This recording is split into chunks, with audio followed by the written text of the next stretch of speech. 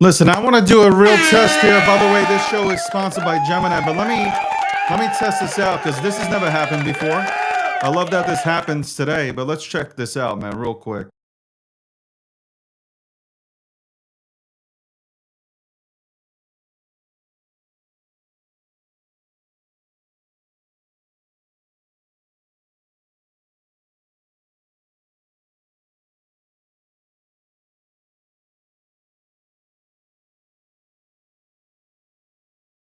All right, this has to be my camera. I'll be right.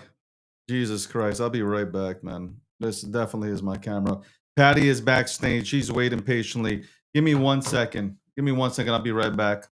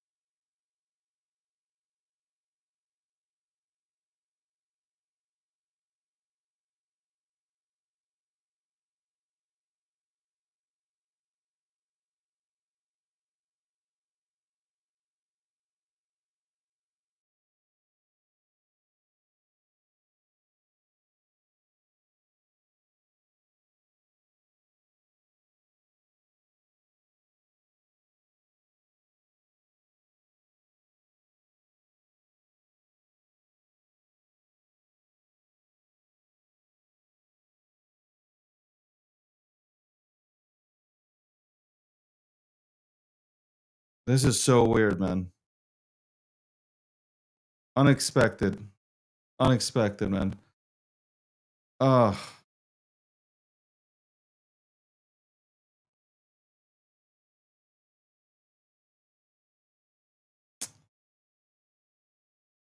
This is crazy. It's like somebody really put the evil eye here on my show. It's okay.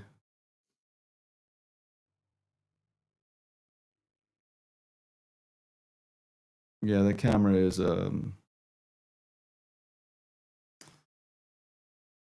this is fucked up. This-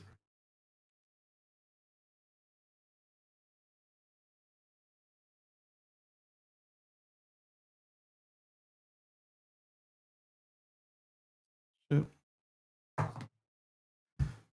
The camera's fucked.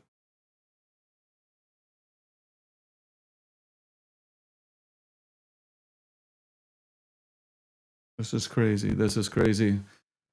I might have to bring Patty back.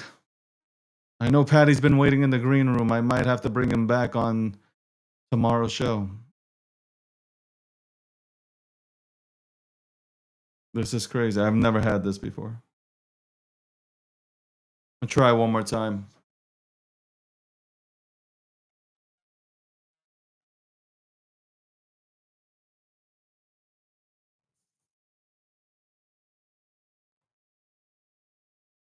Oh, it looks like it's working again, though.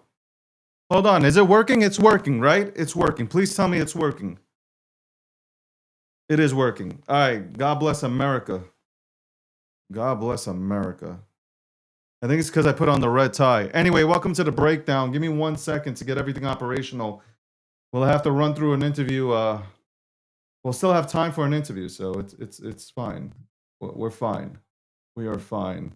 We'll be right back right after this commercial break.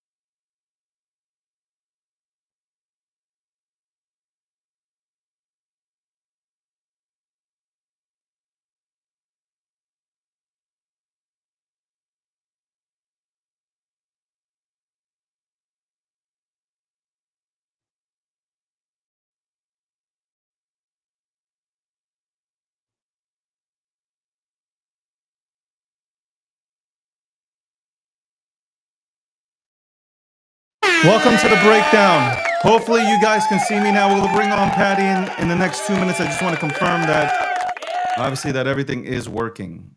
That is right. I want to make sure that everything is working before we move along so we can have a conversation. Just give me one more second just to check up on the stream here.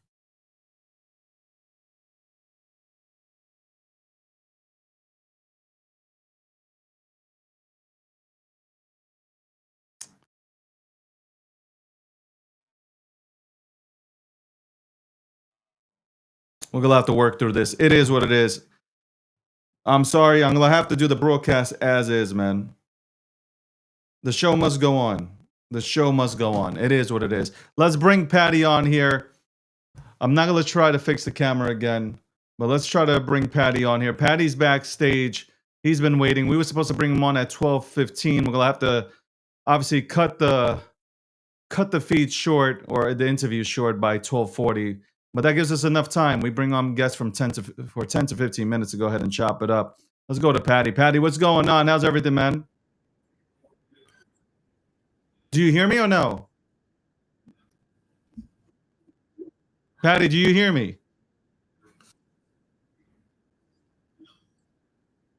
Patty, we're live. Do you hear me?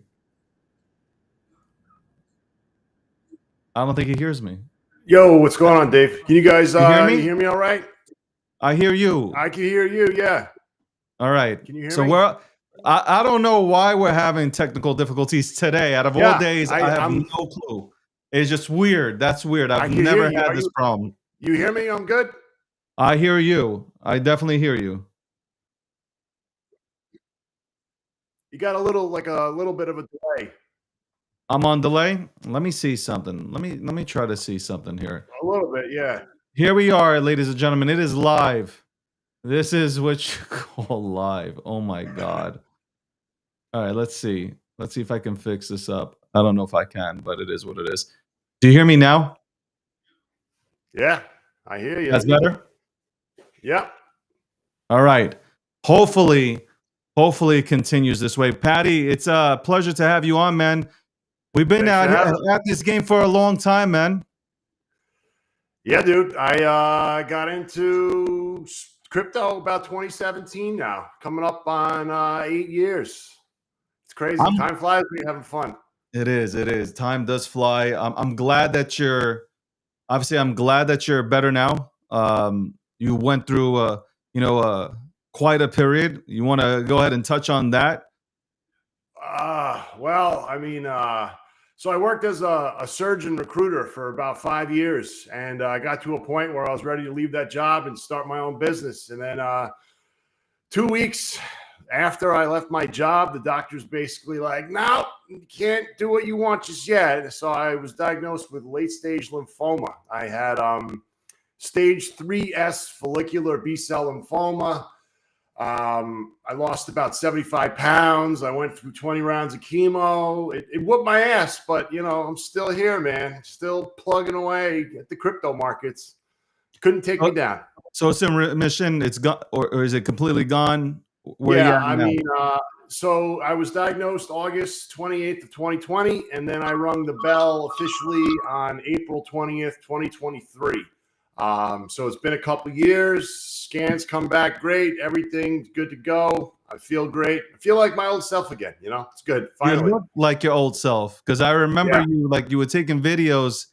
That must be hard, to go through that kind of stuff. You're taking videos. I seen you lose a ton of weight. I saw you lost 70 pounds. That was 100%. You lost weight. My face was all sucked in. My forehead, I didn't look healthy. I looked like I had cancer. Could you believe it? Here's a funny story, buddy. I haven't seen it in a long time. I'm walking up, and all of a sudden he's looking at me. He's like, "What's going on, man?" He's like, "You look like you got AIDS or something." I'm like, "Not AIDS, cancer, close enough." But so I'm all right now. I'm glad. I like that you have the legendary picture of John McAfee in the back of you. That I had one of his before he passed. I had one of his last interview. I did an interview with him, one of his last. And he was talking about some wild shit. I got to tell you, even off camera, he was on some wild shit. All right, Patty, what do you see in the markets, man? You know, you're always bullish. Yeah, I don't. I rarely see you be bearish. I rarely see Yeah. it.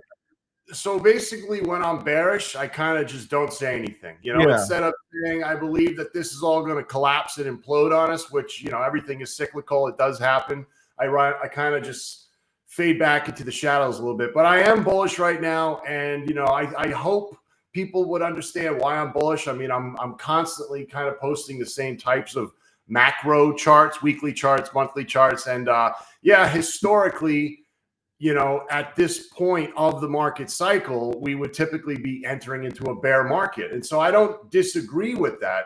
But the disagreement that I have is like the game has changed. Like with anything in life, you got to roll with the punches, right? You can't just immediately assume what's going to happen with the market because it may have happened a couple times in the past. And yeah, history tends to repeat, but it's different now, I believe, because of institutions being involved, because of like Donald Trump, the United States government, other governments now talking about digital currencies, accumulating digital currencies. So it's like typically what we've noticed was, retail, it was only retail for the longest time. So retail kind of pumped and dumped the market, and it would go up, a couple 1,000%, and then it pulls back 70%, resets, and then the cycle keeps kind of doing that. And that's what's happened, going all the way back to 2009. And so what I believe is different now is that you have the retail that's selling, where normally that retail just dumps and it gets sold to other retail that's trying to accumulate the lows or whatever. But we've been seeing institutions like BlackRock, Fidelity, all the biggest companies in the world essentially now accumulating positions in Bitcoin. So that retail that's been kind of dumping, and maybe their expectations are a 70% pullback. I just don't see it happening because you've got hundreds of billions of dollars being dumped into the market now by institutions. They're gobbling up the supply. So I believe we're going to get to a tipping point here pretty soon where the institutions will have soaked up enough of that retail supply so that something will happen. Quantitative easing could begin. We could see this big shift, and then all of a sudden, the sentiment around the market completely shifts bullish. And then all of a sudden retail that's been selling goes, we may have made a mistake, and they start to accumulate. And then it's like, hey, it's too late. That supply that you normally would be buying back has already been bought by the institutions. They push it up. Bitcoin gets over 100,000. I want to see Ethereum break 5,000 because I think it'll break that macro structure and shoot up to 10,000 or higher. So, the chart that you see me posting all the time is pretty much the Ethereum dominance versus Bitcoin chart, or it's the top 10 tokens, everything below the top 10. So if you were in the market the last couple of years, what did you witness? You witnessed Bitcoin going higher. Ethereum, like I say, it's lower now than where it was in 2021. Yeah, Solana had a bunch of pump and dumps. Yeah, BNB had a bunch of pumps, but it's like there wasn't anything substantial enough so that the entire world starts talking about crypto again. And I think that comes from Ethereum breaking out. And so, all the other tokens in the market right now, they haven't really done much. They've been kind of positioning themselves for what I believe is about to be, our first alt season in 4 years. And I say the first time in 4 years because I really don't believe we've had a true alt season. Yeah, we've had a couple market surges, but nothing sustained enough so that people around the world start talking about crypto. And then you start having your buddy who, who's like a plumber who does electric on the side, but now all of a sudden he's giving you financial advice. Like, I believe that's coming again, and it's still a ways away, but like this could be the beginning of the shift that starts having us trend in that direction. So, I am bullish. Yeah, Bitcoin is down a lot, but I do think we're going to get a bounce here, and I think the bounce will be a little bit more sustained than people are expecting. Do you think that retail ever came in to participate? Well, I mean, the way that I kind of dictate that is, just living life. And everybody that I know I'm in crypto. So back in 2020, 2021, there was literally everybody I knew was talking crypto, but then all the people that didn't know anything about crypto were talking crypto. And I do believe that even though that was a crazy time, like it will come back to some extent. And I don't feel like we've seen that yet.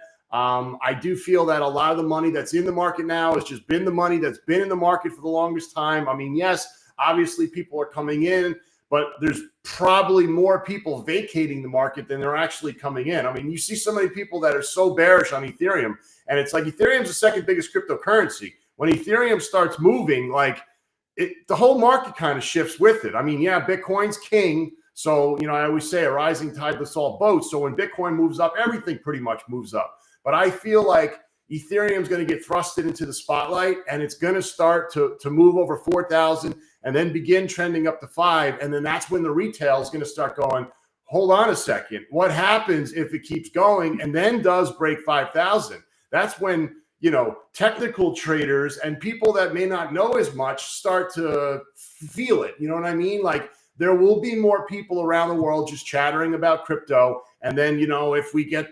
$2,000 relief checks or whatever it is, that starts going in. And it's not even that money goes in. It's everybody talking about that money going in. The market psychology element to me is more important than anything because social media influences everybody. So if you've got the biggest social media platforms going crypto, crypto, crypto, all of a sudden the people that are on the sidelines start going, maybe it's time. And I feel like that is going to happen. I feel like this is going to be 2021 all over again, where Bitcoin hit 65,000 in 2021 and it came all the way back to 30,000. And everybody's like, bear market, we're done. And then what happened? Bitcoin went to 69,000 and it's like everybody was expecting an implosion. And we had the biggest altcoin season we've ever seen. And I do believe that this next one will be exponentially larger for the reason of accessibility. Everybody knows crypto now. You may not have been in crypto back in 2020, 2021 when that first pump happened. But now if everybody starts chattering up about it, people start actually making money. The people that don't know exactly what they're doing, once they start to make money, then they go, hey, you know, I'm buying into XRP. I'm buying into this. I'm buying into that. And then all of a sudden it creates this chain reaction. It's, you know, market euphoria. Everybody in the world's talking crypto. Prices go astronomically high, and then that's when you get people chiming in going, I'm getting into crypto now. And then all of a sudden it goes. So I do think that 2026 is going to be a good year. I do think that chart that I'm talking about, Ethereum-based chart, is going to break out, and I feel that Ethereum is going to get this big-ass push, and because Ethereum has so much juice behind it, being the second biggest crypto, everybody's going to start paying attention. And then that's when Bitcoin goes even more. And then it's just people chattering. It's just social media going crazy. Crypto. And then that's when retail comes in and we get that insane movement, which I believe is coming in 2026. Give me your, before you go, give me your price predictions. We got 30 seconds. Give me your price predictions on Bitcoin, Ethereum, and Solana. Give me those. And right. Give me BNB as well. Give me those 4. Oh, man. All right. Let me see. So Bitcoin, I'll say maybe 160K. I think Ethereum is going to steal the show. I think Ethereum is going to be what's put on the precipice. And I think it could easily smash 10,000. I would say 12 to 15K, which is only a 200% increase from its previous all-time high. And then, you know, Solana, I would say Solana could easily hit $1,000. BNB, I mean, I don't even know where BNB is, but I know that BNB is just, its trajectory was up for the longest period of time. And as long as the rest of the market's going, BNB is going to go with it because it's such a big, well-known chain. But I do think there's more opportunity in smaller tokens that have, you know, more potential upside. I want to thank you for coming on. We will have you back on. Listen, I apologize to everybody for the technical difficulties. I don't know if it's an X problem, if it's just a streaming problem in general right now, or if it's on my end. But again, apologize to you actually, for you here on time waiting. But I will bring you back this month or next month, and we'll chop it up more about obviously one of our favorite sectors within the crypto ecosystem. Probably I can say the memes and the old. So we'll go ahead and we'll chop it up. But appreciate you for coming on. I'm glad that you're doing well. I am absolutely 100% glad that you're recovering. You look good. Again, no Diddy, no baby over. You're looking good. You're looking like buddy. You're ready for the bull run. Let's fucking go. Thank you, Patty. Shout out to everybody holds. Just a quick shout out to everybody holds. Have a good one, Patty. All right, brother. Take care. That was Patty. I wanted to get Patty on for the longest time. Patty's a cool dude. Patty's gone through a lot. Patty has gone through a lot. He's made a phenomenal comeback. He is ready. He is ready for the bull market. He's ready. He is absolutely ready to take on the Bears. And speaking of the Bears, that was fucking bearish with the internet. What the fuck? I don't even know if it's still. Let me go ahead and check if it's still going on, man. I hope it's not. Okay, it's not. We're back. Thank God. I don't know what was going on. I really don't know what the fuck happened. That's crazy. You guys know I have my monologue in the beginning. Then we get right into the guests. We talk it up. We chop it up. I was like, oh my God, what the fuck? Anyway, what I was saying, I don't know if you guys heard me in the beginning. Apparently, I got nominated for some award, but as soon as they said KOL, let me read this back to you guys for anybody who's just tuning in. Let me read this real quick.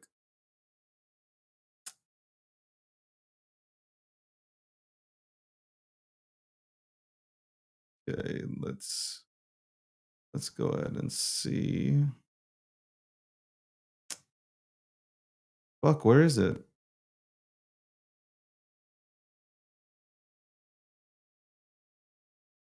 Where is it? Oh my God, where is it? Where is it? Where is it? Where is it? Where is it? What the goddamn where is it? Where is it? God damn it, where is this shit, man? Oh, here it goes. Okay. Before we go to a commercial break, it said, if you guys heard, I don't know if you guys heard or not, but it said, "Hi, David. We're hosting a block of fame." And now, of course, listen, when you're hosting a big event and you're talking crypto, you're talking Gokhshtein, okay? Like, you cannot go ahead and leave me out of the motherfucking conversation, right? You cannot leave me out of the fucking conversation. You already know. By the way, I said this before I read this, I look fucking very presidential. I could be running this country one day. Just remember, the shit that you talk right now, one day I might run for office and I will make sure to deport your asses. 100%. Go ahead and keep talking shit about me and I will make sure when I win, when I run for office and I win, I will make sure I deport you back to where you came from. I don't give a fuck if you were born here. I will check where your ancestors came from and I'm sending you right back to that country. Anyway, definitely looking presidential, definitely looking the part. You guys know I'm big on this. Look the part, look clean, wash your ass, take a shower. Anyway, hi, David. We're hosting the Block of Fame Crypto Impact Awards. Of course, I had major impact on crypto. I don't want to fucking hear it. We'd like to offer you a nomination for the best Twitter KOL category. As soon as it said KOL, I'm out. I'm not no goddamn KOL. I'm not no goddamn influencer. I'm like Charles Barkley up in this bitch. I ain't your role model, motherfucker. I ain't trying to be anybody's role model either. I'm crazy, man. I do crazy shit. I don't even know what I'm doing half the time. I'm just clicking buttons. You just get away with it because I'm Jewish, I guess. I don't know. If you're interested, let me know and I'll share the next steps. I'm not interested if you're putting me in the best Twitter KOL category. You see my picture, I look stunning. And then the next 4 nominees look like they just crawled out of a garbage can. I don't want that. I don't want to be a part of that show. Anyway, we'll be right back after this commercial break. Somebody tried to take me out today. They fucked up my stream, but they don't know. I'm determined. You ain't gonna get rid of me. I'm a cockroach. I'm out of here. Hold on. Gemini. That's right. This show is sponsored by Gemini. Go to Gemini.com/David G. Check out the lineup of credit cards issued by WebBank. Not points. Get crypto, basically like Bitcoin and XRP and Solana, depending on the card that you have. Terms apply. Also, click my link. Sign up to Gemini. Trade $1,000 in crypto. Get $100 in Bitcoin. Half of you motherfuckers don't got Bitcoin, so I'm giving you a treat here. Trick or treat, motherfuckers. Gemini, the sponsor. And we're back. Right after 10 seconds, we'll be back with Hotep Jesus, the God right here. We'll be back with the God.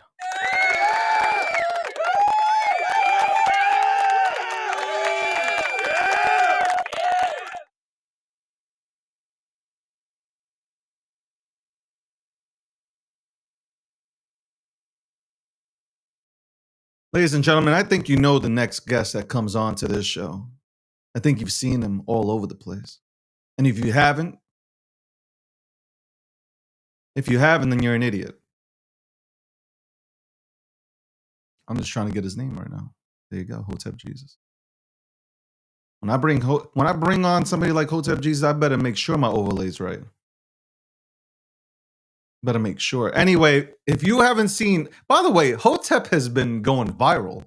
Okay, I'm on my timeline, and I catch somebody using a clip from when Hotep Jesus was on Joe Rogan, and he left Joe Rogan confused, but not because like what Hotep was saying was ridiculous or something. Like Joe Rogan was just confused.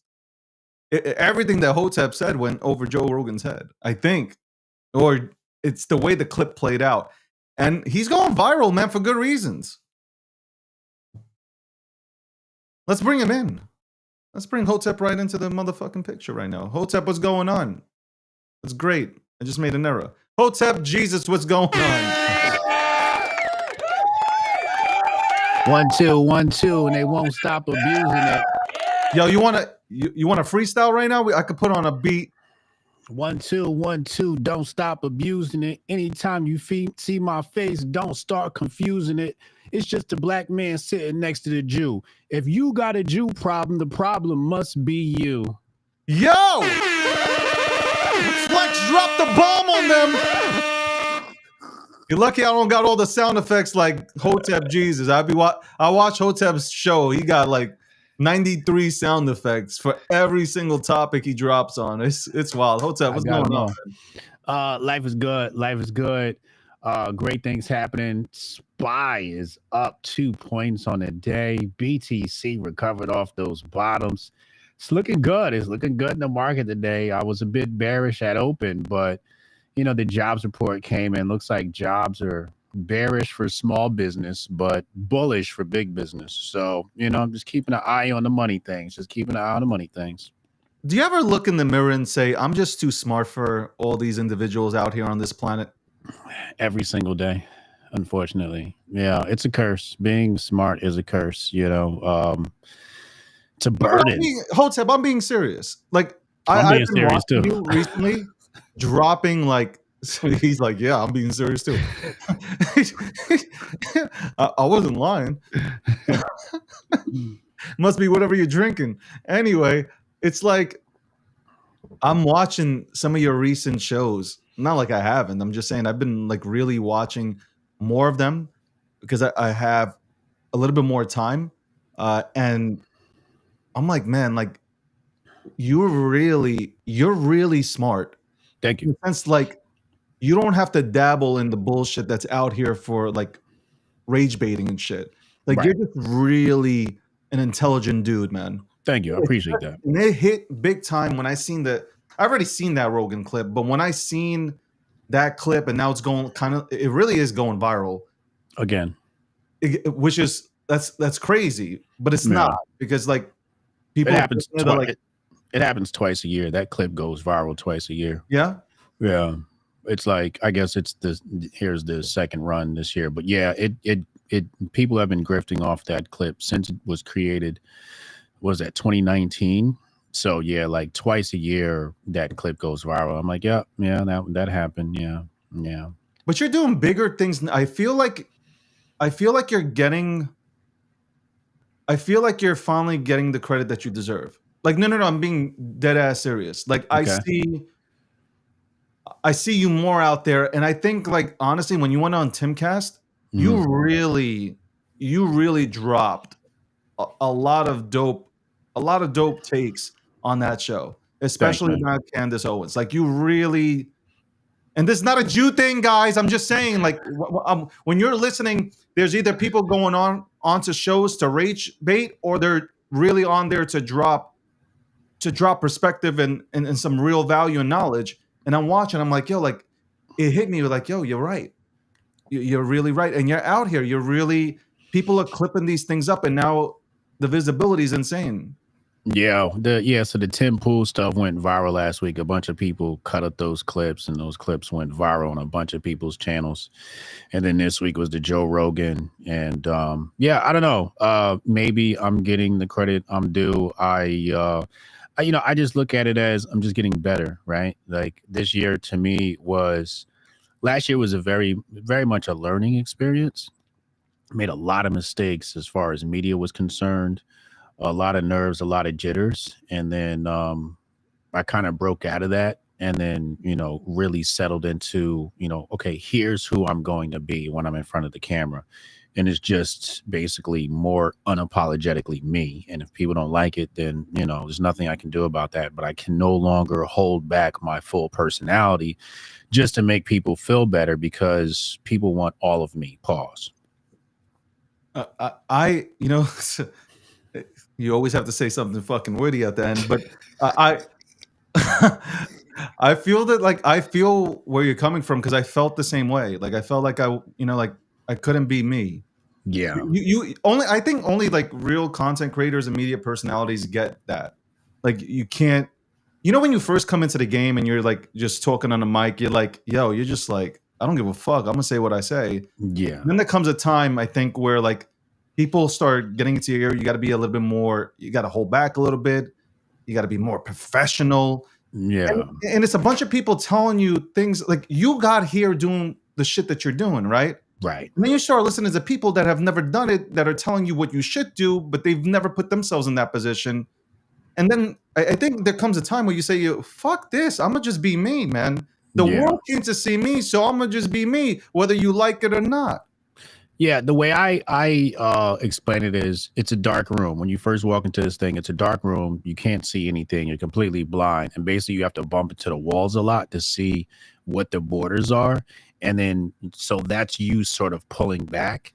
And then once you have the room mapped out, now you're just like crashing into the wall, because you just know where it is. It's like boom, boom, boom. And you're just having fun inside the room, So that's where I'm at. Like, I have the room mapped out in my head now. And now it's just like, I can just crash out and just wild out and just do whatever I want, because I know where the borders are. I know where the boundaries are. I know how to stretch the boundaries. So yeah, it takes a lot of learning and bravery. You got to take your apex. You take your apex, menavoida.com. Yeah. Coupon code HJX at checkout, saying 15%. But yeah, I've been taking my apex, so testosterone levels are right where they're supposed to be. So I'm feeling just really fearless, and that's what you got to be in this business. You got to be fearless. You really do, man. And like, you're going to upset people as you continue to grow, and you have to understand that. And I think I think that's where most content creators that have real big brands and good brands, you try to bring everybody along, but you have to understand, like, at some point, circle got to be smaller, and you're going to upset a few people with your growth, and that's okay. Like, you're not trying to be disrespectful. You're trying to grow as an individual. Yeah. So I see it. Like, no, I'm being serious. I see it. I sit back. I'm like, man, Hotep is taking off, man. Like, Hotep, slowly, the algorithm is saying, we want this content. So shout out to you. I want to ask you, obviously, about the political scene. We have political week going on here on this show. Tommy Robinson's coming on tomorrow. That should be exciting, I guess. On my side here, to ask him questions about everything that's going on the other side of the pond. But what's going on here? I had Nick Sorter on. We were talking about the Democrats and the Republicans and how he feels about some of the people in the Republican Party. I want to ask you about the Republican influencers. What is happening here, man? And I know you look at all these motherfuckers and you can tell who's a grifter and who's not. But what is happening here? The Republican Party was strong out the gate when Trump got elected, and now there's a lot of infighting. I feel like maybe you know, I don't even feel like I think Charlie Kirk's death did a lot to disrupt a lot of things within the ecosystem. What are your thoughts on that? So you can explain this in one way, one phrase: the destruction of the populist movement. That's simply what's happening right now. The destruction of the populist movement. The populist movement was spearheaded by Donald Trump and MAGA. Everybody rode the MAGA wave. And then what happened is they took some of his most trusted, loyal, credible followers. They defected after grifting off his name and rising to fame off of his name. They defected, and now they're trying to tear it down. I surmise that there are intelligence agencies involved, or Qatar money, or somebody's cutting checks and saying, hey, you know, here's the script. Here's what we need you to do. So basically what they're trying to do is they're trying to splinter the populist movement. This is something I predicted last year. If you follow my show, you guys know, my audience knows I predicted all this was going to happen. But yeah, so basically what's going to happen is, or what's happening is, Trump's going to leave in 2028. The control design, the power masters, what they can allow is to still have remnants of an organic populist movement that is unified. So this is a divide and conquer tactic. So they take some of the influencers, and those influencers start talking down on Donald Trump and just basically stoking those fires of insurrection. No Jan 6 pun intended. And yeah, try to split the party up.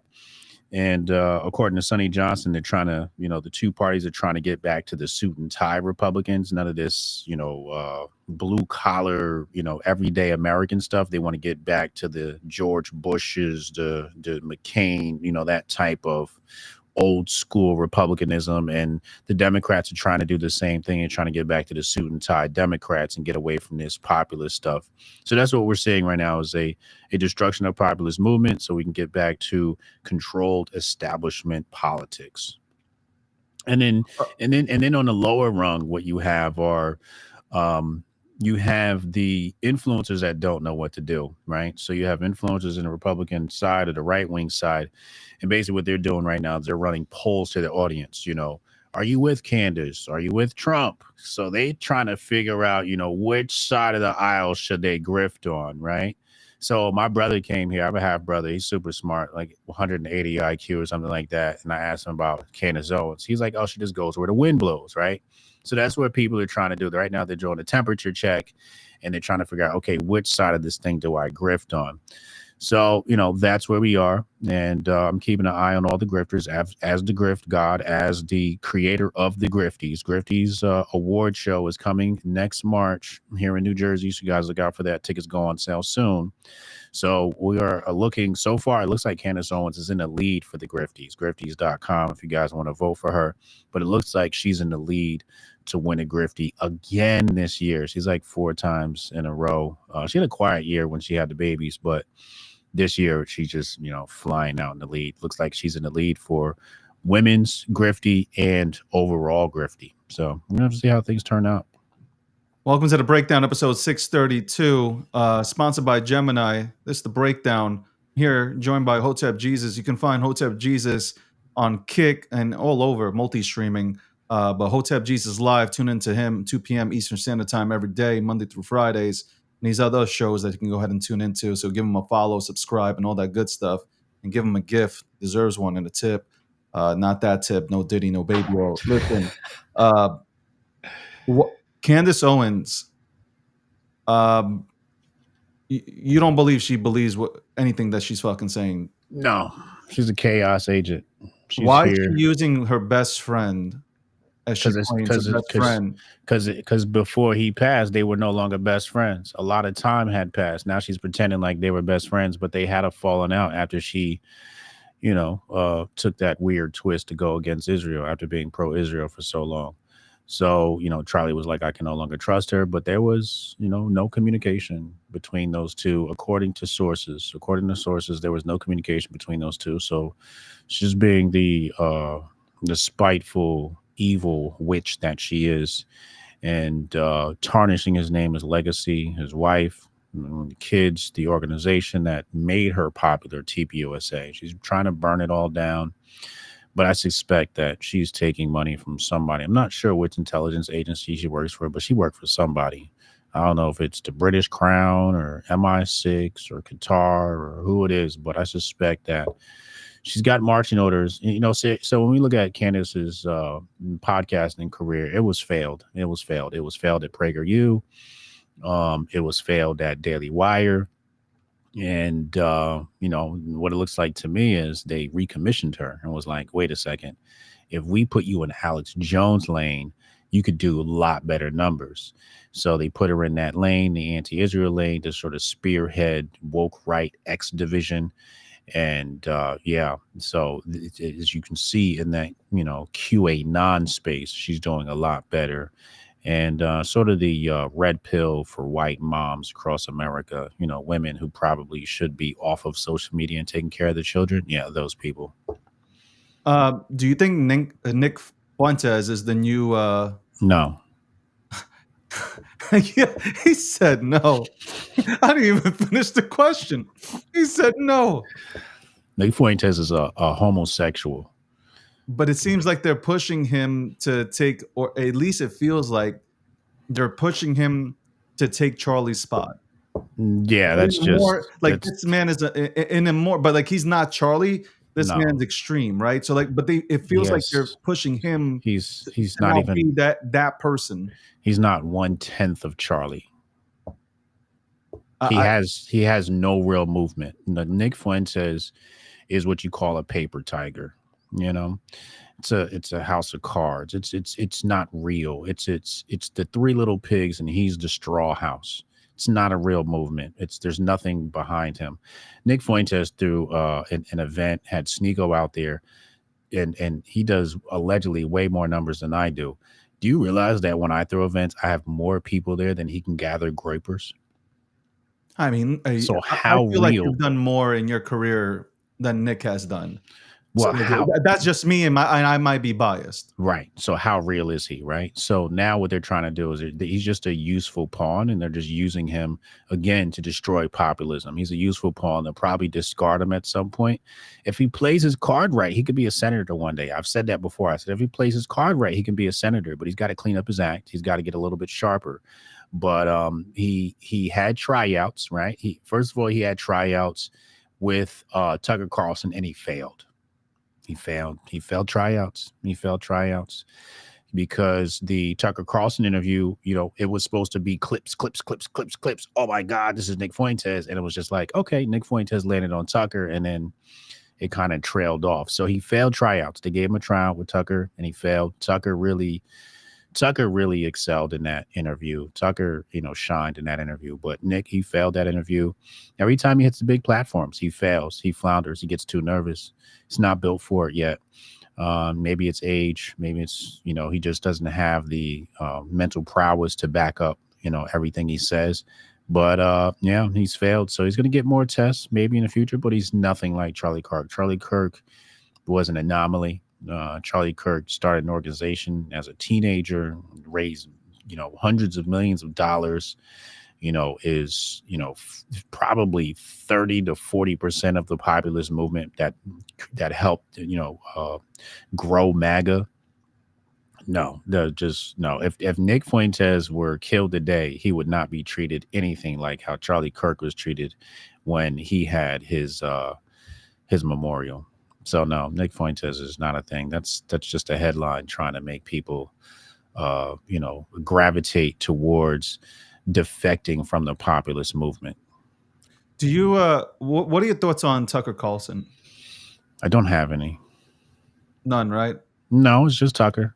He's unleashed and he's having fun. He's just a guy who has a lot of power, who left Fox at the height of his career, and he's doing independent media now. He's super intelligent, and he's having fun. Like, I don't know if you guys, how much you watch him, but his laugh is hilarious. But he says the wildest things, and then he laughs. He asks people these questions, and then he laughs at them. It's freaking hilarious. I'd love to have a conversation with Tucker. I'd love to sit down and converse and debate and have a conversation with Tucker. I think it'll break the internet. So yeah, I I don't really feel any type way towards Tucker. I think Tucker's doing whatever the hell he wants to do. He's a man with power. I think he just like for me. I wanted to say this about Tucker because there I see it like there's like a divided opinion on him on social media and stuff. Hmm. And I'm like I just think he speaks his mind. Yeah, Like Candace and like Nick, I'm not really fond of them right. because they just like you switch like when you switch up like that way too much. I don't know. It just feels fake. It It's feels very fake. it's rage bait. Like it's just like yeah, like if you're going for, you know, at the end of the day, if you're going for the likes, retweets, the fucking engagement, like Yeah, okay, I guess you've accomplished everything that you want to accomplish. yeah, I like tuning into people that don't give a fuck about the numbers. Like they're talking right. about real shit and the drop in content with real value and shit that makes you sit back and think, okay, I can see it. Like that's the thing. Like you want your audience to think, right? Like Yeah, you want to paint this picture and have your audience think about something that's right. realistic and not this fucking imaginary shit that's being pushed out there to have people rage against each other, man. Yeah, yeah. They're just shock jocks. Like that's the difference between Tucker and the rest of them. The rest of them are just shock jocks. Breakdown episode 632, sponsored by Gemini, here with Hotep Jesus. Going to ask him one or two more questions. Hotep is, I feel like you're on 24/7. I swear to God, like every single time I look at your account, you're on live, talking about medicine, Yeah, all types of stuff. All right. Midterms coming up. Do you think the Democrats are going to win a yeah. lot of these seats, or do you think the Republicans Democrats. come out here? You think the Democrats? Yeah. Why is that? The Republicans are unfocused. Their movement's being destroyed. They're too busy concerned with Israel, and they're not focused on real ground game, real groundwork. Who are the candidates in these districts? Who are we getting ready to vote for? What's happening? I see Trump tweeting about it, like, "Hey, go vote for this person, go vote for that person." It's just like it's just Trump out there doing the work. So, it's just we have these shock jock people who keep us distracted. France, Macron's dick, Israel, the Epstein files, and it's just like midterms are coming up. You might want to pay attention to that, and everybody's just so distracted. I'm bearish on the ability. Just not a good party when it comes to campaigning. They're not serious. They're not serious. But this has been their history. I feel like they're just not good at campaigning, where I think Democrats are way better at doing that. Democrats are more organized and 100%. And I think the problem with the Republican Party, I don't know if you agree with this or not. If Trump's not on the ticket, it's very hard for them to win. Yeah. So because that's what the Republican Party has turned into. They better hope they can beat Gavin in 2028. Oh, you think he has a real chance? Gavin Newsom? Yeah. Yeah. Hold on. So he destroys California, and we know that. I wouldn't say that. You don't think? Hold on. You think he's done a great job in Cali? I didn't say that either. Okay, so here's somebody who hasn't done a great job, or I guess a bad job, but let's call it in the middle. Well, what I'm saying is that Maxine Waters has a district, and people live in that district. Nancy Pelosi has a district, and people live in that district. So before you go to the guy on top, we got to look at those women in charge. We got to look at a lot of the people in these, these House reps. What are you doing in your district? Because that's where this is why I say this is why Republicans get it messed up, because they go straight to the federal level, right? So we go straight to the state level. It's like, did you start at the district level and see? Because Nancy Pelosi got rich, Maxine Waters got rich. What happened in their districts? So we got to take a look at the people running those districts, place blame there first, then go to Gavin. I honestly would be shocked, but sort of not shocked, because I think what Gavin has going for him, he's a good-looking guy. No Diddy. Yeah. He has that presence. Yeah. Like Obama had, whether you liked Obama or not, Obama could walk into a room and everybody like, okay, there's aura there, man. And then he can speak. He was very well spoken. Right. So I think Gavin has that. I don't know if he's as well as spoken as Obama was, but he steps onto the scene. I could see it. He's been taking his apex. He's been taking his Apex. I'll tell you that. That's why. That's why. I think Yeah. he has been ordering Apex, and that's why Hotep Jesus will be voting for. I forgot. Hotep does not vote. I don't vote. Yeah. Hotep does not vote, ladies and gentlemen. He does not vote. Yeah. Hotep, you're killing the game, bro. Thank you. 2026, you elevate. I see it, man. Yes, sir.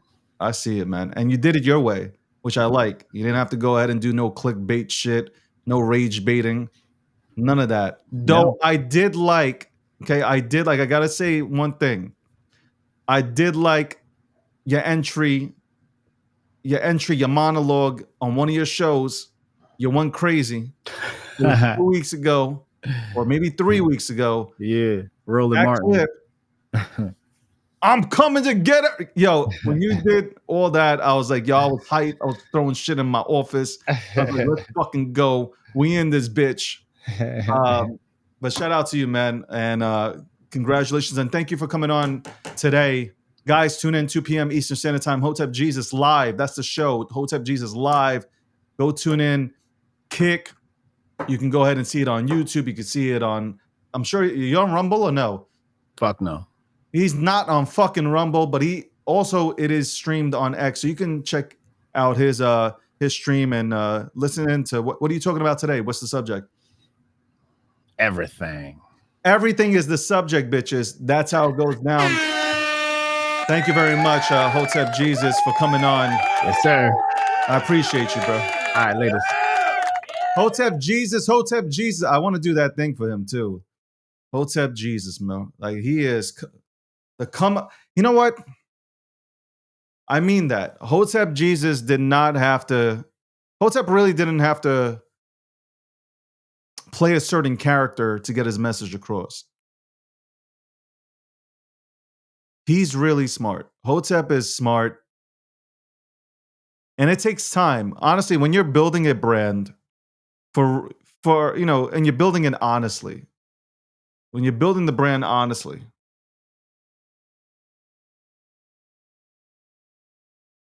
My reception keeps fading in and out. Is that real?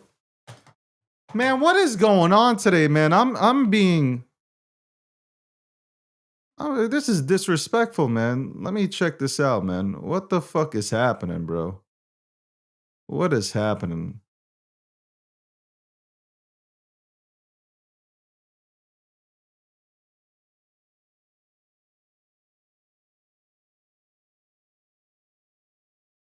What the fuck is happening?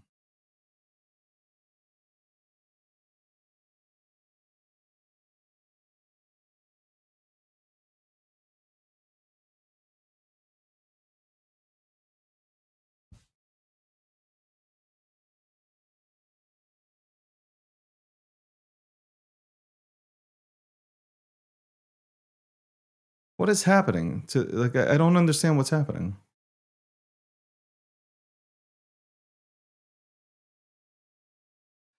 Is this a me problem or is this like a I think it's the connection on X. It's not me, man.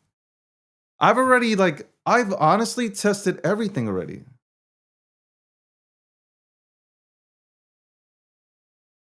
Yeah, ladies and gentlemen, let me retweet this because ladies and gentlemen, like this is not I've been going crazy for no reason.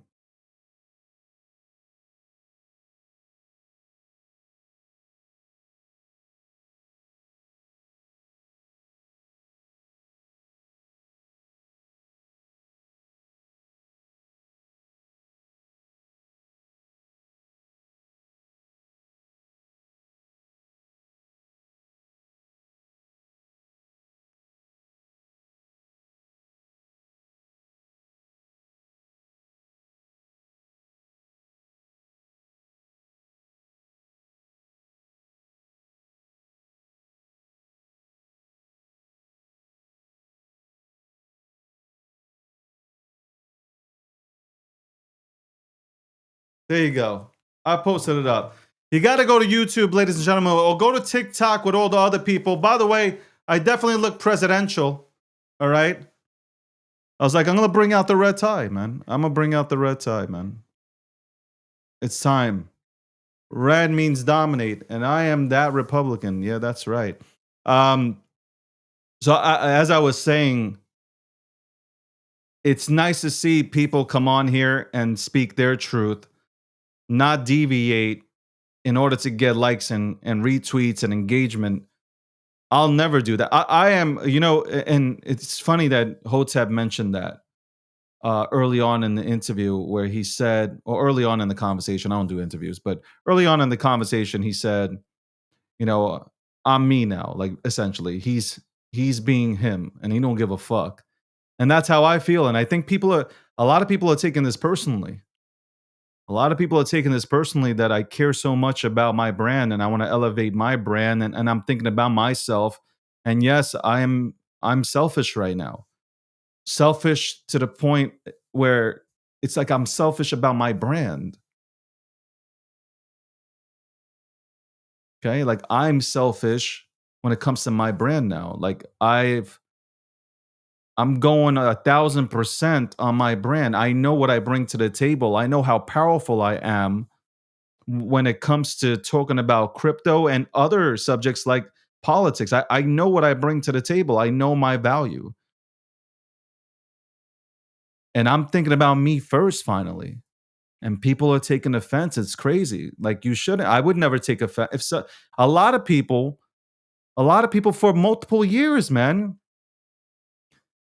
Multiple years that I've been doing the podcast, whether it's the breakdown or my podcast, a lot of people have used my platform and benefited and never said thank you. All they have done is smear my name and make up lies and do fucking God knows what, pray for my death and shit. So it's like, man, like, to me personally, it's like, I wish everybody the best. I hope everybody wins out here. I won't say anything. I won't wish anything bad because I believe in God and I believe in karma. That's it, man. I am me now. The Band-Aid's off. I'm going to say whatever the fuck I want to say, and I don't give a fuck about the repercussions because I believe in what I'm saying. And I live in the United States of America where free speech is allowed. And I want to talk about topics. I love crypto. I love talking about crypto. I love talking about Bitcoin.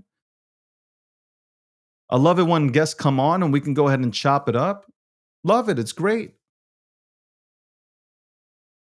I'm back on my shit. And the people who have supported me since I started doing this in 2016, they're fucking ecstatic in my DMs. People are fucking calling me and texting me and saying, "Man, Dave, I love the new fucking show. I love that you're taking your brand seriously." Go look at the comment sections. This is not me going after anybody. This is about me. This is my fucking comeback. This is version 2.0, which is better, man. I'm back out here. I was doing the show, but now I'm taking it to new levels, man. If you really support a motherfucker, you're out here clapping. Not wishing me bad. I don't wish anybody bad. Even my haters, I don't wish them bad. I don't give a fuck. I just don't give a fuck. You know what? I'm in the era of I don't care. There is nothing, and I mean this. And some, when people will say, when you say you don't care, you really care. No, I honestly, from my heart, I'm telling you, I don't give a shit. I hope that look at my eyes. I hope everybody motherfucking wins. I hope you do tremendously well. But that's whatever you're doing. It's not my problem. My problem is to make sure that I can come on here every single day, bring on the best personalities around and have a great conversation, and that you guys walk away and you've learned something. I'm on to bigger things. I'm going to conferences. I'm going to be a speaker at conferences, things that I've declined in the past. I'm going on national television to talk about crypto and even some politics. I've declined these interviews in the past. But I'm not declining any of this stuff anymore. The Band-Aid's off, man. Like I'm not And I said this to Hotep just now. He was on here, and if you heard the conversation, what I said was, when I made myself, nobody made. Let's make this very clear. Nobody made me. I made myself. I put myself in this position. Nobody made me. A lot of people want to go ahead and take credit for making people. Nobody made me. I've worked my ass off for a lot of years to make myself. I took some time to go ahead and elevate others because it felt good and it feels good. I'm that person. I am actually a humble, very humble person. My cockiness, or excuse me, I should say my confidence gets taken as like cockiness. But at the end of the day, man, I'm just motivated to be great. That's really it. I'm just motivated to be fucking phenomenal. Ain't nothing wrong with that. And I look at it like, I studied Steve Jobs, Michael Jordan, Kobe Bryant. They're not the most liked. And you know what? When you're leveling up in life, ladies and gentlemen, for everybody who tunes into my show, when you're leveling up in life, a lot of motherfuckers are just not gonna like you, man. As soon as you start doing good or you get back on your bullshit again, they're just not going to like you. And you're just going to have to accept it. If you really want to be somebody in life, you're going to have to accept that people just will not like you, okay? Because they want to see you do good, but not better than them. And they will gaslight you and they will say things to keep. That's why you need to, and I put out a video about this. You got to be a little bit selfish. You got to care about yourself a little bit. That doesn't mean that you don't care about other people. Doesn't mean that you want to leave people on the sidelines. Like I said, I want to take my whole crew with me. But at the end of the day, you need to be selfish because if you're not good at what you're doing, what value are you providing and how can you actually help anybody? You got to be good first. You got to be out here doing epic fucking things and be great yourself in order to help anybody. I'm telling you, I'm giving you 2016. That's 9.5 years almost of experience, okay, of me in this industry, podcasting and building a brand.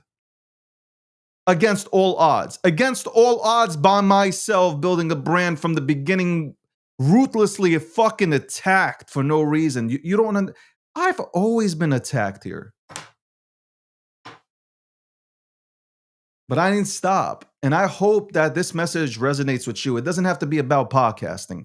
It's just in life in general, man. If you want something in life, go fucking get it. Dream big. Dream fucking big. Don't come on, even in crypto, when you guys say, all I want to do is make 500K. No, dream bigger. Say, I want to make $10 million. Because the worst that'll happen to you is you'll make 5 million. Dream big. Dream big. I hope that when you guys tune in to this show, I hope when you see me speaking to all these people, notable figures, it doesn't matter, man. I love these conversations in general. When you see me talking, when you hear me diving into certain topics, I hope you're getting something out of this. I really do. My ultimate goal is to see all you guys fucking win. I hope you win big. That's it. I hope you guys win as big as I'm going to win. And that's what I put out into the universe. And we'll be right back after this commercial break from Gemini.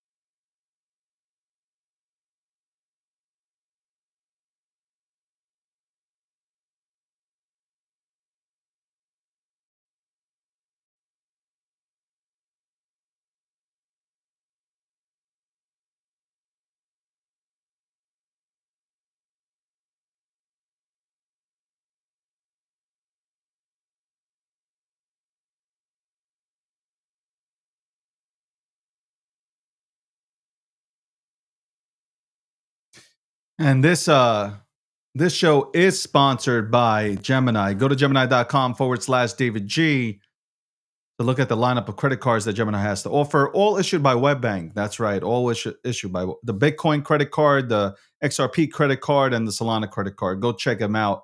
And they got some special incentives this month. I think it's 5% back on up to 5% back on purchases on all three cards. So go check them out. Gemini.com/David G. And also click on the link. Sign up to Gemini using my link. Trade $1,000 in crypto, get $100 in Bitcoin. Somebody said, David, you look like you are fucking healthy. Yeah, that's right. That's right. Make sure that you take care of yourself. It's the most important thing. I don't know what's happening here. My screen's gone out. That's fucking phenomenal. At 1:45, though, I'll be joined by Victor from the TON network, okay? TON blockchain. So we'll go ahead and talk about some TON here. I've been meaning to talk about, I've been wanting to talk about TON for a while now. Also, at 2 p.m., we'll be joined by John, one of the co-founders of Lunar Crush. So we'll be talking about social media. That's right. A lot of you guys are driven by analytics. I don't know what you're using it for, but a lot of you are driven by it. So I might as well bring on Lunar Crush because Lunar Crush has been crushing. They've been on here forever, man. I used to use Lunar Crush a lot. Not that I don't now, but I used to use it a lot last cycle. So shout out to them. We'll have them on. Yo. So like I was saying this morning, this early morning today. Damn, what the fuck is going on, man? What is going on? I put on the red tie because I said, like, by the way, if you're mean to me, hold up, and I gotta say this before I go into my rant. We were supposed to have a guest on at 1:15, and they canceled. Emergency happened, so that we'll go ahead and reschedule that for another day. But 2-hour show for a reason, because we have multiple people that want to come on to the show. A lot of notable people that want to come on and talk about their protocols. Right now, by the way, like, X, you got to fix your DMs, man. You really got to fix your DMs. You really have to fix your DMs here because my DMs absolutely suck. A lot of people, they're not getting DMs from my staff. I ain't getting DMs from people. It's ridiculous. I don't know why we needed this upgrade. I was fine before, man. My DMs were perfectly fine before. We didn't need no goddamn upgrade. Okay. By the way, I'm being told that I look mad. Listen, I'm telling you, if you are mean to me, when I run for office, when I become the next president of the United States of America, I am going to deport you. I'm going to put in an executive order deporting everybody who is the ill hater, who is one. All you ill haters of DG are going to all be rounded up and deported and sent back to wherever your parents or grandparents came from, okay? That's what we're doing. We're going to round you up and we're going to throw you out of this motherfucking country. That is how I'm going to play. Dictatorship, okay? Dictatorship. I appreciate it, though. I put on the red tie because I wanted to, yeah, fuck it. Represent MAGA out here. Represent the Republicans out here. We won yesterday. That's right. We won in Tennessee. In a special election, we won. So God bless America. Common sense still exists. And I hope that the Republican Party does win the midterms because we need that to happen. We also might need to go ahead and take care or get rid of the filibuster because I don't.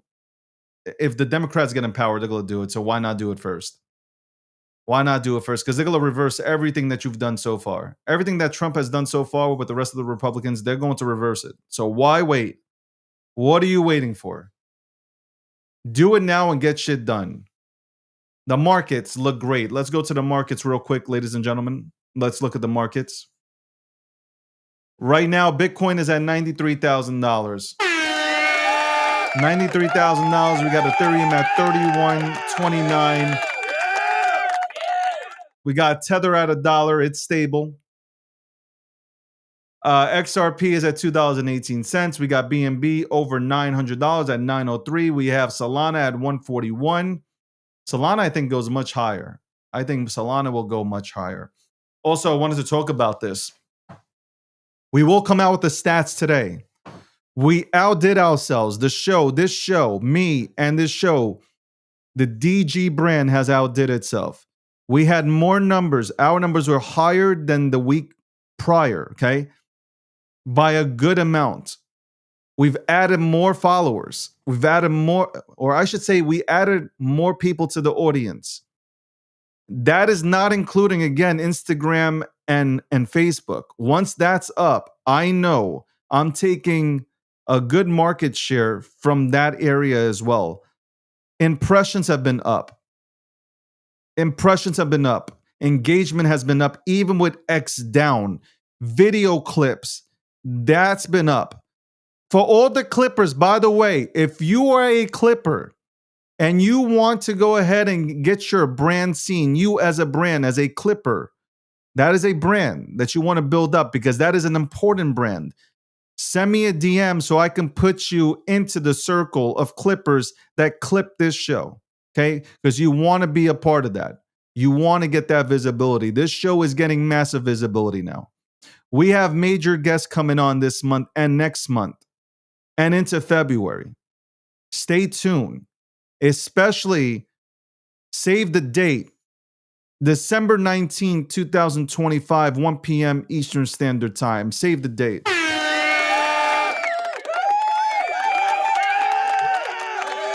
Total market cap for the entire industry is at $3.16 trillion. Okay, so that's made a comeback. The fear and greed index is still at 22. That's still good. I'm fine with that. I like to see more days like this. Vanguard has to be one of the biggest. Besides that, obviously, QT is over with. You have Vanguard that has told 11, and obviously Vanguard is a major deal, $11 trillion in assets. They've said, hey, come here, clients. You can participate in crypto. You have JP Morgan, trash. They're still trash to me, but they're embracing crypto now. All these banks that used to shit on crypto now want to embrace it, okay? They now understand, and they want to get ahead of it. If you think that they ain't fucking around with the markets, think again. They're out here fucking around with the markets. Your best play, and I'm going to repeat this every day, is spot buy, DCA, and just hold. Hold until it's time to go. And that go part is to sell. You have to figure out when you should be selling and getting more Bitcoin, because that's the ultimate goal. The ultimate goal is to acquire as much Bitcoin as possible. It doesn't matter what price Bitcoin sits at. The ultimate goal is to acquire as much Bitcoin as possible. Be like Trump. Be like the Trump organization. That's all they do is acquire Bitcoin, Ethereum, Solana, Sui. People are like, Sui? Yeah, Eric Trump. Go look at Eric Trump and his relationship with Sui. You're not studying shit. You guys are listening to crackheads on X. There's not a big audience on X, by the way. There's a good population, but it's the same negative, toxic population that just looks for drama and the fuckery. They're not really talking about crypto. You need to get away from X a bit and go onto forums, go to TikTok, go to Instagram, YouTube. Go look around. There's some really good content out here. You're lucky that I'm out here and you're getting some good content. You're absolutely lucky and you're welcome. You don't have to pay $1 for this. Actually, depending on what network, depending on what social media platform you tune into, X is probably the most expensive one, where you got to pay, I think, $8 to $22 a month to go ahead and view me. But do you even have to? No, I don't even think you have to. You don't even have to pay any money. You don't even have to get a verified check mark. You can go ahead and watch me for free. That's right. So there you go. Hopefully you get a value proposition from watching me. 1:45 p.m. Eastern Standard Time. We will be joined by Victor from from Tron. We'll talk. Excuse me, not Tron. Ton. Okay, shit. How dare I say that? Ton blockchain. We talked to Victor. We'll go ahead and chop it up and see. See if it. Yo, I think Ton is going to do very well. I think it's a sleeper, and people are really. I would think people would look in that direction, but people usually don't want to put in the work and the research to go and find new things that'll eventually pop off. So you like your seat on the sidelines, enjoy them. Anyway, let me go to a commercial break here. Gemini is the sponsor.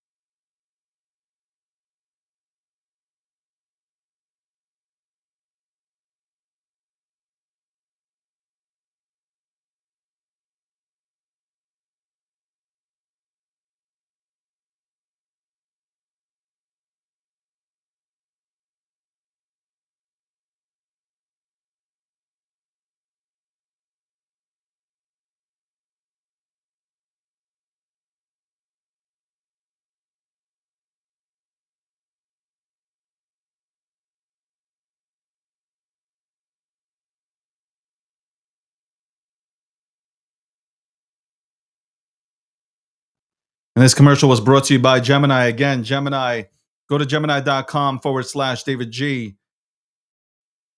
Go look at the lineup of credit cards that Gemini has to offer. All issued by WebBank. Also, click the link. Click the link that I put out there all the time to sign up to Gemini. Use my link. Trade $1,000 in crypto, get $100 in Bitcoin.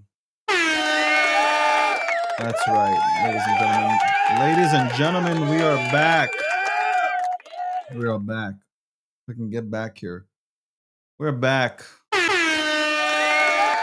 Technical difficulties today. I have never. We got technical difficulties going on X, so a lot of people are just tuned in from YouTube right now, and obviously we stream everywhere, so you can go on YouTube, Rumble, LinkedIn, TikTok. Again, I know I'm being repetitive, but Instagram and Facebook are being worked on. We're gonna be all over the place. By the way, last week's numbers phenomenal. Last week's numbers were phenomenal, but we'll bring on a guest right now. He's been waiting in the back. Let me just go ahead and get the overlay done. I have to look at 2 monitors now in order to get this thing done. This is crazy. This has been a crazy day, man. Really has been a crazy day. But let's bring him in.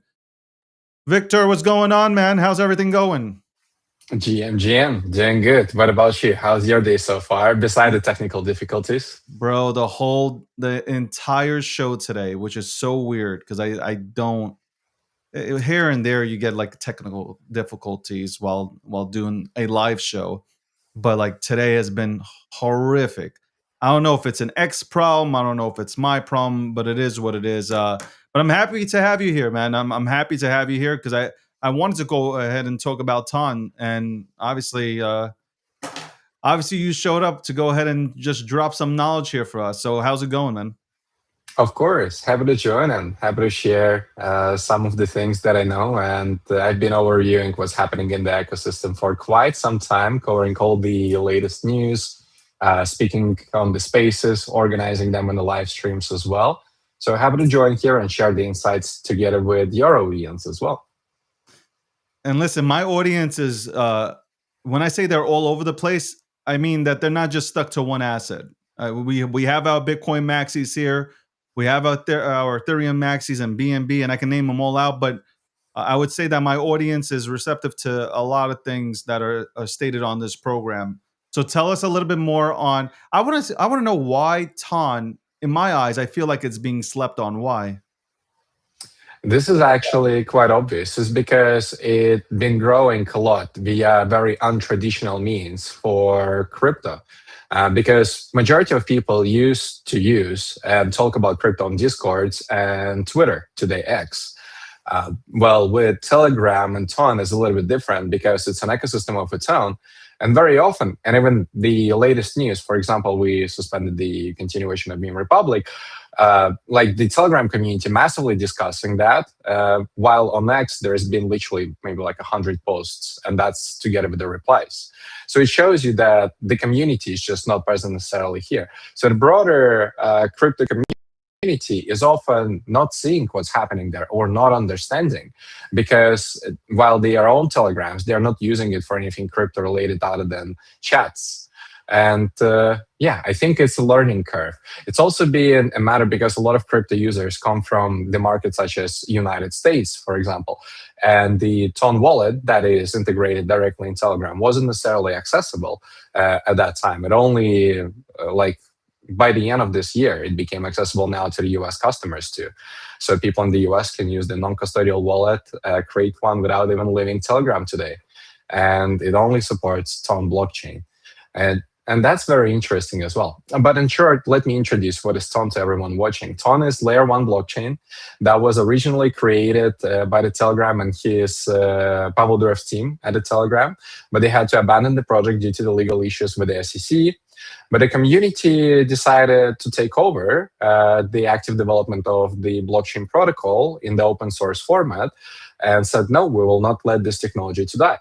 So Ton then became what it became today, and Telegram, pursuing its original vision, continued to integrate Ton at a deep level inside its messaging application, which at this point, much more than just a messaging app. It's a super app that supports its own mini apps, games, music, you name it, channels. It doesn't rely on the algorithmic feed. And everything that blockchain crypto related is relying solely on Ton blockchain, the open network. And as Pablo Durov calls it, it's their favorite blockchain. What does Ton do better than the other chains that are out here? It's not about being better necessarily. It's about what the technology was created for and how it's different from the rest of the market. So Ton utilizing the sharding mechanism. So the higher the load becomes for the network, the more shards being created, and the network continue to split, and transactions continue to be processed, which is very essential if we talk about a platform that has 1 billion monthly active users to be able to power this infrastructure. There may be a spike of activity because they release something. Let's say there's 100 million people just all of a sudden went and try to click the same button, right? It's going to create the load. So the blockchain needs to be able to handle it. So the unique infrastructure came in to be able to do so. It is also the proof of stake protocol, similarly to Ethereum. One major differentiator is that the coding languages inside the ecosystem are very different from EVM. Its own standards called TVM, and there is its own coding languages. And the database recently was updated for everything development related. Development, the documentation is actually looking incredibly good now. So you can go check it out. And I think it will be an incredible start for anyone who is trying to create a mini app or any other product within Ton and Telegram ecosystem. But yeah, it needed its own unique blockchain that would be able to handle the scale of this particular task. Was it frustrating to have to wait this long to get clarity in order to? And I know you said that people were already building and stuff, but was it frustrating to have to wait this long to get clarity in order to really start building out the chain? I'd say the major blocker, was an expansion toward the US market, for example, because due to these issues with the SEC in the past, and even though it's a community takeover at this point of development and Ton Foundation completely independent, separate entity, that is no profit, by the way, it's been quite challenging to expand here because we couldn't establish the US hub until recent, as we launched it this year. We couldn't get listed on the US exchanges as we did this year, including Gemini as well, which is incredible. And thanks, Gemini, for supporting Ton ecosystem. We're very grateful for it. But all of this wasn't possible before. Today it is, and it's like opening another door of opportunity of an expansion toward the whole new market. The same comes to the Telegram's Ton wallet. It wasn't just accessible in the US. However, it was majorly in the Europe, some places in Asia, in CIS and APAC region. So today, it's continuous expansion toward new regions. What incentive does one have who's a developer to come on Ton and build a platform on that chain? I love your question. This is actually incredible. And we've seen a lot of brands, especially from the NFT scene, legacy NFT brands, as we call them, come in and start building their own Telegram mini apps. The reason for that is the accessibility of the audience. And very quickly, everyone who came and launched one, they've been able to achieve quite big numbers. We're encrypted that never seen before. The retail never could, well, not that could, wasn't as accessible for the retail to go and explore Web3 applications as it is today with the Telegram and Ton integration. And it comes down that everything is in the single app experience. And then you can advertise via the local channels. You can utilize the tools or platforms like Adsgram within the social media app itself to advertise your business. And because of the social sharing mechanics, everything is very amplified. So let me give you an example. Pudgy Penguins came into the Ton ecosystem. They launched their own Telegram mini app called Tango Clash. In like a week, maybe less, it surpassed 1 million monthly active users. Recent one, Azuki Alley Escape, came in, launched within a few days, they surpassed 100,000 monthly active users. And if you look at other blockchains and gaming ecosystems, this is insanely big numbers for crypto. Where right now, the monthly basis, there's about 150 million monthly active users for Telegram mini apps. And this is just unheard for the world of crypto before. The accessibility of the audience is incredible, and they are very welcoming to the innovation and especially incentives. So if you got something good to offer and a good product to use, they'll come. Right now is a good example, Gift Fest. It's like 2 days ago, they had 200,000 monthly active users. And in 2 days, they almost shoot to 1 million. Right now, 900,000. Because they launched the campaign for the Christmas and the New Year, they're giving away $400,000 worth of gifts and prizes. So anyone wants to go participate, it's free. Just feel free to tap in and join. I've shared this somewhere. But this is a good example. Why? For anyone to come in, build, and access this massive audience. When you say Pudgy Penguins, obviously it's a huge brand. Luca himself is a huge brand, has a huge personal brand. When that happened, did you see an influx of other projects saying, you know what, let's move to Ton and take advantage of this? This is very interesting that you ask. I think, yes, Pudgy Penguins in a way pioneered out of all the NFT legacy brands. They've been the first one that came into Ton and were like, you know what? We're building mini app. We're releasing several stickers collection at this point. I think they have more than 8. I may be mistaken, but they have quite a few. They've released recently with the DreamWorks Kung Fu Panda, and I think they're gonna do more. They released before with the NASCAR. And after they came in, many other NFT brands started to release their Telegram NFT stickers. This is true. In terms of mini apps, it takes a little bit longer time because it's a development of the game. It's like you can collaborate with a studio or you can develop it yourself, but it's not always the easiest process for someone to create really interesting, playable, and scalable game. So today we've seen, I'd say at least, like beside Pudgy Penguins, 3 or 4 other legacy NFT brands launching their own Telegram mini apps. But Pudgy is being the first in this trend, yeah. One of the first overall out of the broader crypto scene. Two more questions I have, which I think they're interesting. One, prediction markets. I'm sure you heard of them. Of course. Are you going to try to integrate that within your wallet? Because I seen Trust Wallet do it. So I'm trying to figure out if you guys are exploring. I don't know if you're talking to Polymarket and others in terms of integrating prediction markets, or maybe even building your own, let's say, into the wallets or onto the chain. Yeah, this is very interesting that you ask. In first place, the foundation itself doesn't really build products, but the independent builders in our ecosystem do. And in this regard, we had a few prediction markets within Telegram ecosystem of our own. I don't know what their current status of development and if they're frequently used. And I can't share much with you in terms of further conversations that we may be having given internally in terms of prediction markets. But of course, we're seeing... you don't have to tell me exactly what's happening, but I want to know, like, is that something that you guys are looking into, kind of thing? Like that's kind of like... Yeah, we are looking at the prediction markets, of course. And I think the sentiment around them has also been kind of a roller coaster from something that a community wasn't understanding at first to today where everyone's talking about it and becoming one of the major topics of conversation in the world of finance, not just crypto. Because I personally feel like... Yes, we are looking into it. To me personally, I think it's a new asset class. So it's interesting to see, like, you know, if you guys are kind of like looking at it and saying, okay, this could be beneficial to, you know, everything that we have going on with our, you know, our blockchain and our company here.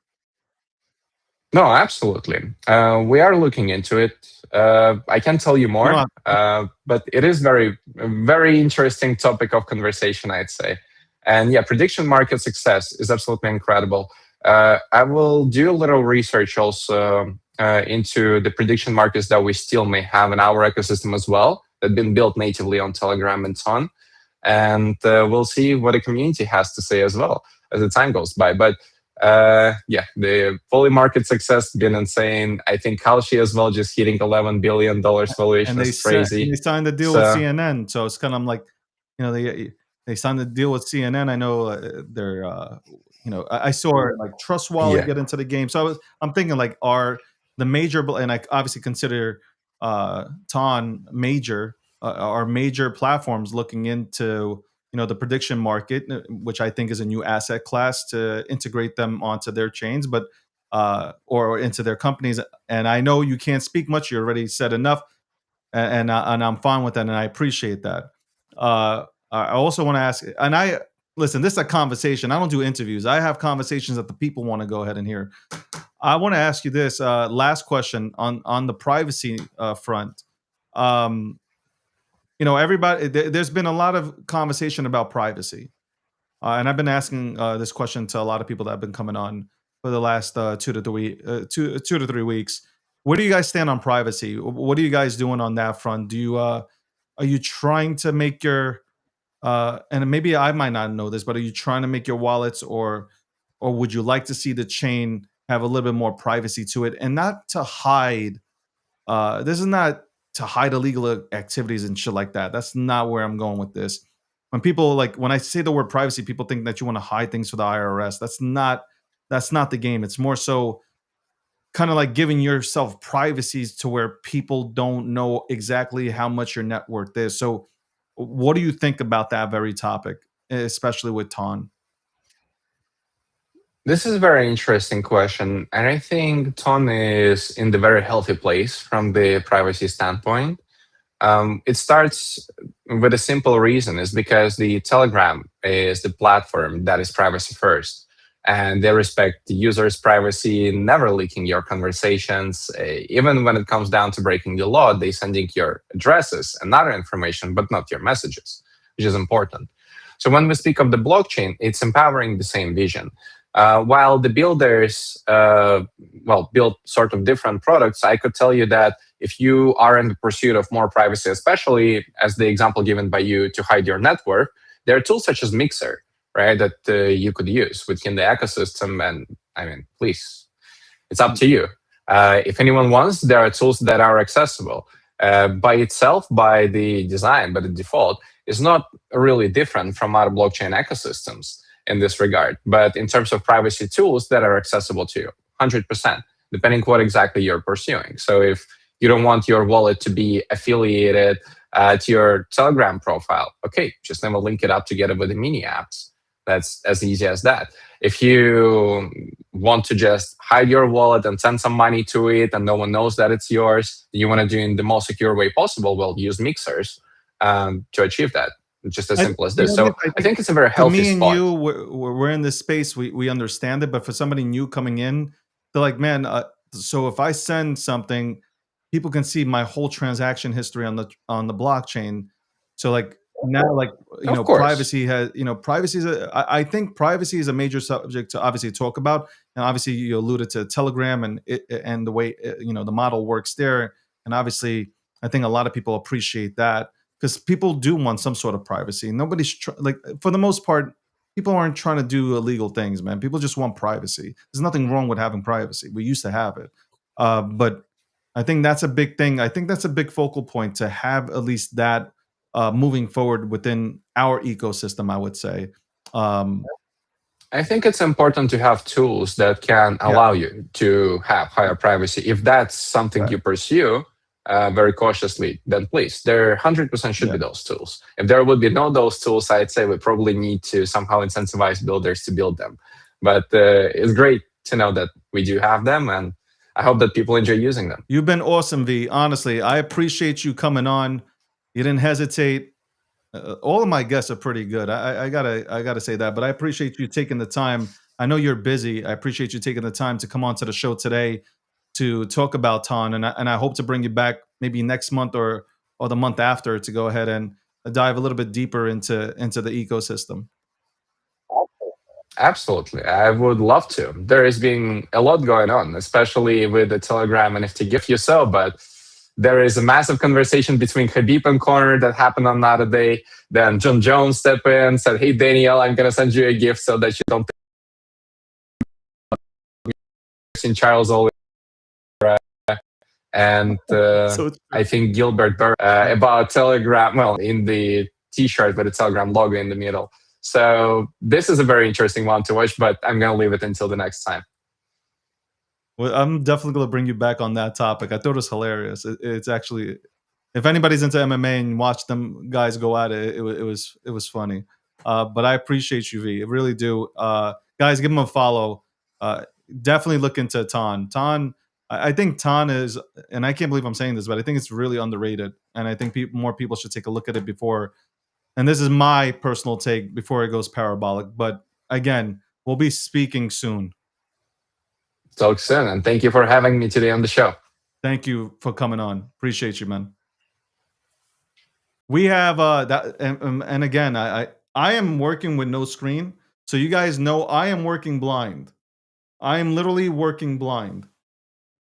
Blind. X is not working. My screen is not working for some.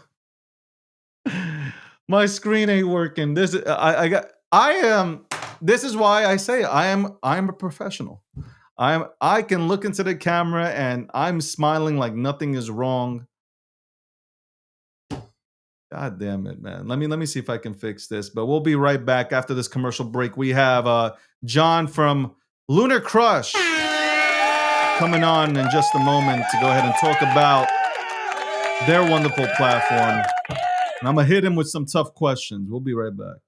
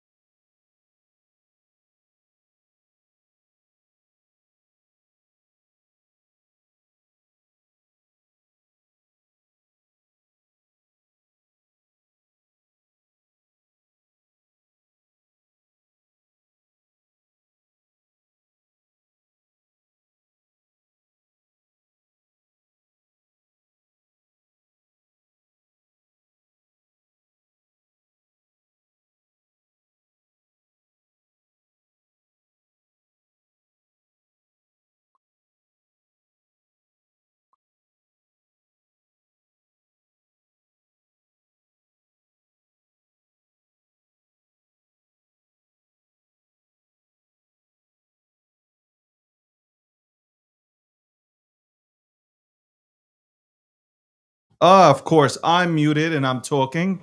Love to do that. I really have, before I go live, I've really got to look down at the Rollcaster. I really have to go ahead and look down at the Rollcaster. I'm trying to get an overlay done here. Hold on. Because John spells his name. John doesn't want the H in his name, right? John got rid of the H in his name. So I was about to put an overlay on here with John, and I know John would have got upset. He probably would have stormed off, would have unfollowed me, and would have had the Lunar Crush account block me. They would have erased me off their goddamn platform. Trying to get this done, but thank you very much for tuning in, guys. 12 p.m. to 2 p.m. Eastern Standard Time. We'll go in overtime. We're going to bring John on in just a second, I promise. But I want to do it the right way. And I want to do it the wrong way. My monitors are finally working with me. God bless America. They are finally working with me. Oh, my goodness. X. I'm wondering if this is actually working on X. I'm wondering if people can actually tune into X and see what's happening here. You know what? I'm not waiting for this overlay. I am not waiting for this overlay. Okay? I am not waiting for this shit anymore. We're just gonna go right into it. We're gonna pretend that John is Victor. Hey, John, what's going on? What's up, David? Good to see you. Good to see you, man. It's always a pleasure to see you. It's been I think it's been 4 or 5 years since we had you on our own live stream. And Unbelievable. good old days. Unbelievable. I don't even Good old see my name on Luna Crush no more. I am like nowhere to be found, and I'm busting chops. You know how much I love Luna Crush. You Let me know. unlock you real quick for just the thought of putting an H in my name. Let Listen, me. I am trying so hard right now with all the technical difficulties that I faced today. I've never faced so many. I go live. I think I'm talking.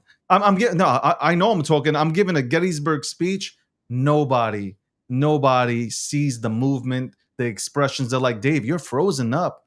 You're freezing. You're lagging. I'm like, what is happening? I had to restart the show. I have guests in the green room waiting. There's no M&Ms in the back, no water to drink. They're pissed off. And I'm trying to do all this on time to get everybody on. Anyway, John, enough of my problems. What's happening with Luna Crush, man? Live streaming is hard, man. There's a lot of things to consider while everyone's Nobody chatting understands it. Everybody thinks this is easy. It ain't easy. I show up Yep. every day and there's something. And you got a tie. And the tie. Love it. You asked what's up with Luna Crush. Is that what you asked? Yeah, what's up with Luna Crush? What are you guys up to now? Well, we're tracking how social media impacts lots of different things. I mean, I think, back in the day we were only crypto. So, how does social media correlate to price movements across all of the cryptocurrencies we all know? We expanded that into stocks. We expanded that into sports, general financial terms, because it just so happens that if you're only looking at crypto, you're missing the macro picture of what's impacting it. And so, we track things like interest rates and FOMC and Federal Reserve and Jerome Powell and Trump and all these different things. We recently just added prediction markets to the platform just last Thursday. And so we're tracking Polymarket and Kalshi to start together alongside the social mentions that are going on with the outcomes mentioned in an event. And so we're excited about that. So yeah, a lot happening right now.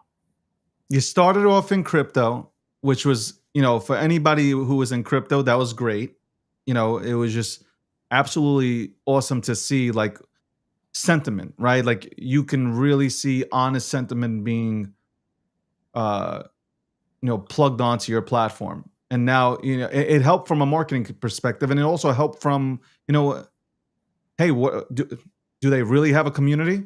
Like it was for me personally, it was just like, does XYZ really have a community? And I go to Luna Crush and I'd see, okay, they have a community. This one doesn't. There's absolutely no engagement here. This one's being propped up, but Yeah. it's still to this day a great asset. But I seen the evolution of Luna Crush. I was sitting back. I'm like, now you've gone into everything. So my question is, are you guys going to go? You mentioned prediction markets. Are you going to maybe create your own? Have you guys thought about that? You don't have to talk about it, but have you guys thought about that? Yeah, we've definitely thought about that. There's certain elements that are verifiable in truth, and there's a lot of other elements of social that you can game. So, for example, if we said how many mentions on Bitcoin in the most recent hour, and if there was a prediction market about that, you can guarantee that those betting on it are going to game that and try and get more mentions, right? So that's not an objectively verifiable thing to do, but there are other elements that could be looked at. That could also be looked at many different ways. And I'll leave it at that, but it's something we're looking at, is also working with existing prediction market platforms to do some of these markets at a higher scale with more liquidity. So there's a lot there. And I think it's really an exciting space. I don't think in the time I've been in crypto specifically here, I don't think I've ever seen anything grow as fast as what we're seeing right now with prediction markets. I think prediction markets have grown as fast as AI did. I think AI and prediction markets have really been like something I've sat back and I said like these really grew really fast. Like where they caught you off guard.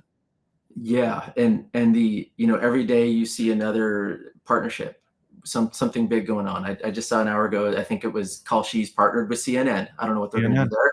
But it's like these are major, big kinds of things that are going on.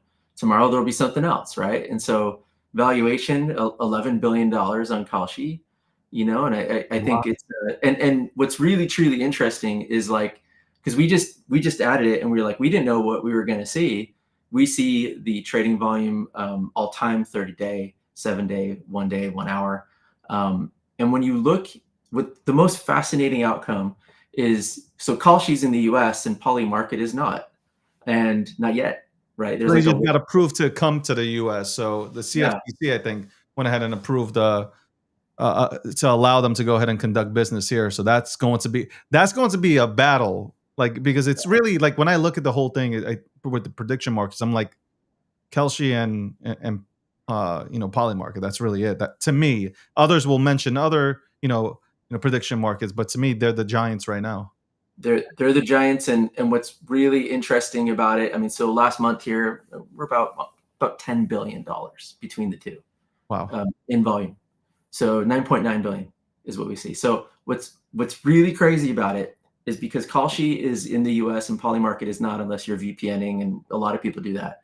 But Kalshi literally to the T follows an American day, the volume. So every day, whenever we know sports play in the evening, typically 6, 7 o'clock, we see a peak. And then everyone goes to bed, you see the volume go down. They start to wake up, noon, kind of keeps creeping up. It's like literally repeat. Saturday, you can see when college football starts. Sunday, you can see when the NFL games start and when they stop. And so repeat. And so like, what Kalshi's 5.5 billion, Polymarket's 3.5 billion, something like that. And so you could imagine what happens, because Polymarket has the brand name more than Kalshi does even. And when you think about Polymarket coming into the US, just how big this is about to get. And then you start to deduct, man, they're not betting on everything yet. They're betting on only some things right now. And so when you think about how big could this get, I mean, there's a lot of people that are saying it could be bigger than the stock market as we know it, because it's now a market of everything, not just securities. And it follows culture. I was at a party Saturday night, and I was with a huge football fans, right? And we had USC and UCLA playing each other while we were there, and it was just the start of the first quarter. And none of the people I was with, it was a big room, none of them had ever used Polymarket or Kalshi, and they've heard about it. Yeah. And just the fact that you could, like, you're betting on a chance outcome, and I go, you know what? I know USC is going to lose. And I had like a low outcome, had like a 9% chance. They got 1 touchdown. I sold during the game. That blew everyone's mind. Like, wait a minute, you don't have to wait for a final outcome to happen in a game. You mean you can trade during the game? People that are used to sports betting, a lot of this is a different kind of a mentality. Yeah. You're trading outcome chance versus you're trading a final outcome. So it's pretty cool, pretty neat to see. It's wild. That's why I say it's a new asset class, and I think it's close. Obviously, I think it's tied to the hip with crypto. I really do believe that. Like, Yes. I think crypto is a very important place for the prediction markets. Yeah, I'm sure that you probably said this 100 times in your show, but it's like, where's the killer app? Where's the killer app in crypto? Where's the Uber? Where's the Airbnb? Oh boy, it kind of feels like we're getting to that moment. Have I not? I mean, if you've watched my podcasts or my live streams or the live shows, it's just like I've always been, where's that application or where's that platform that's going to get outside of Web3? Like, where is that? And this is it. I mean, yeah, 100%. This is that Uber app that you're talking about. Well, I mean, it's a perfect fit, right? Like, talk about culture. I mean, there is a culture of crypto that is not like any other culture. And that culture, I think we've almost thought it's all about money and finance. Maybe not. It's maybe more about culture itself. And this latches to that on it perfectly. So I think that's what's really exciting, is the fact that, like, you can take the things that were already happening in the world and sort of, it's not win or lose money. It's you work at establishing truth. And if you can work at establishing truth, you start to be able to have your time make more sense, behind something. A good example, like, look at the election, right? Like that's where Polymarket really shined. And Big we time. were like, Big time. It was better than any poll. I mean, the polling was garbage to begin with. Polling was because they're calling 4 people. They're really just calling 4 people, and that's what the polls are all about. 4 to 10 people. They call up and whatever. Like half of Republicans, like I can speak for Republicans. Republicans hardly pick up the phone. Okay, Right. Democrats pick up the phone more often than Republicans. So like watching them get it real right. I mean, they had it right. I mean, they nailed it. That it changed everything. I mean, once that happened, it was a household name. Yeah, and what's crazy about this is I could tell you we got it as right as Polymarket got it by looking at social data, except we didn't have the market. And so if I When you should say that, was the market just way too new? So we tracked social mentions, social engagement, number of creators posting, sentiment. I could have told you Trump was going to win 6 months before he did. Yeah. We posted that, but again, we didn't have the market. We had the social activity in a silo on its own. Like, hey, the number of mentions of Trump are like 6 times Biden. And then when he dropped out and Kamala came in, like it got worse. She had nothing. And so it's like the popularity of everything was to the T exactly the same as what Polymarket was seeing. Except What did they do better than you did then? Like what did they do that you like you I know your platform, so I know how you guys like your platform is amazing. But what was the disconnect with the market with Luna Crush versus Poly?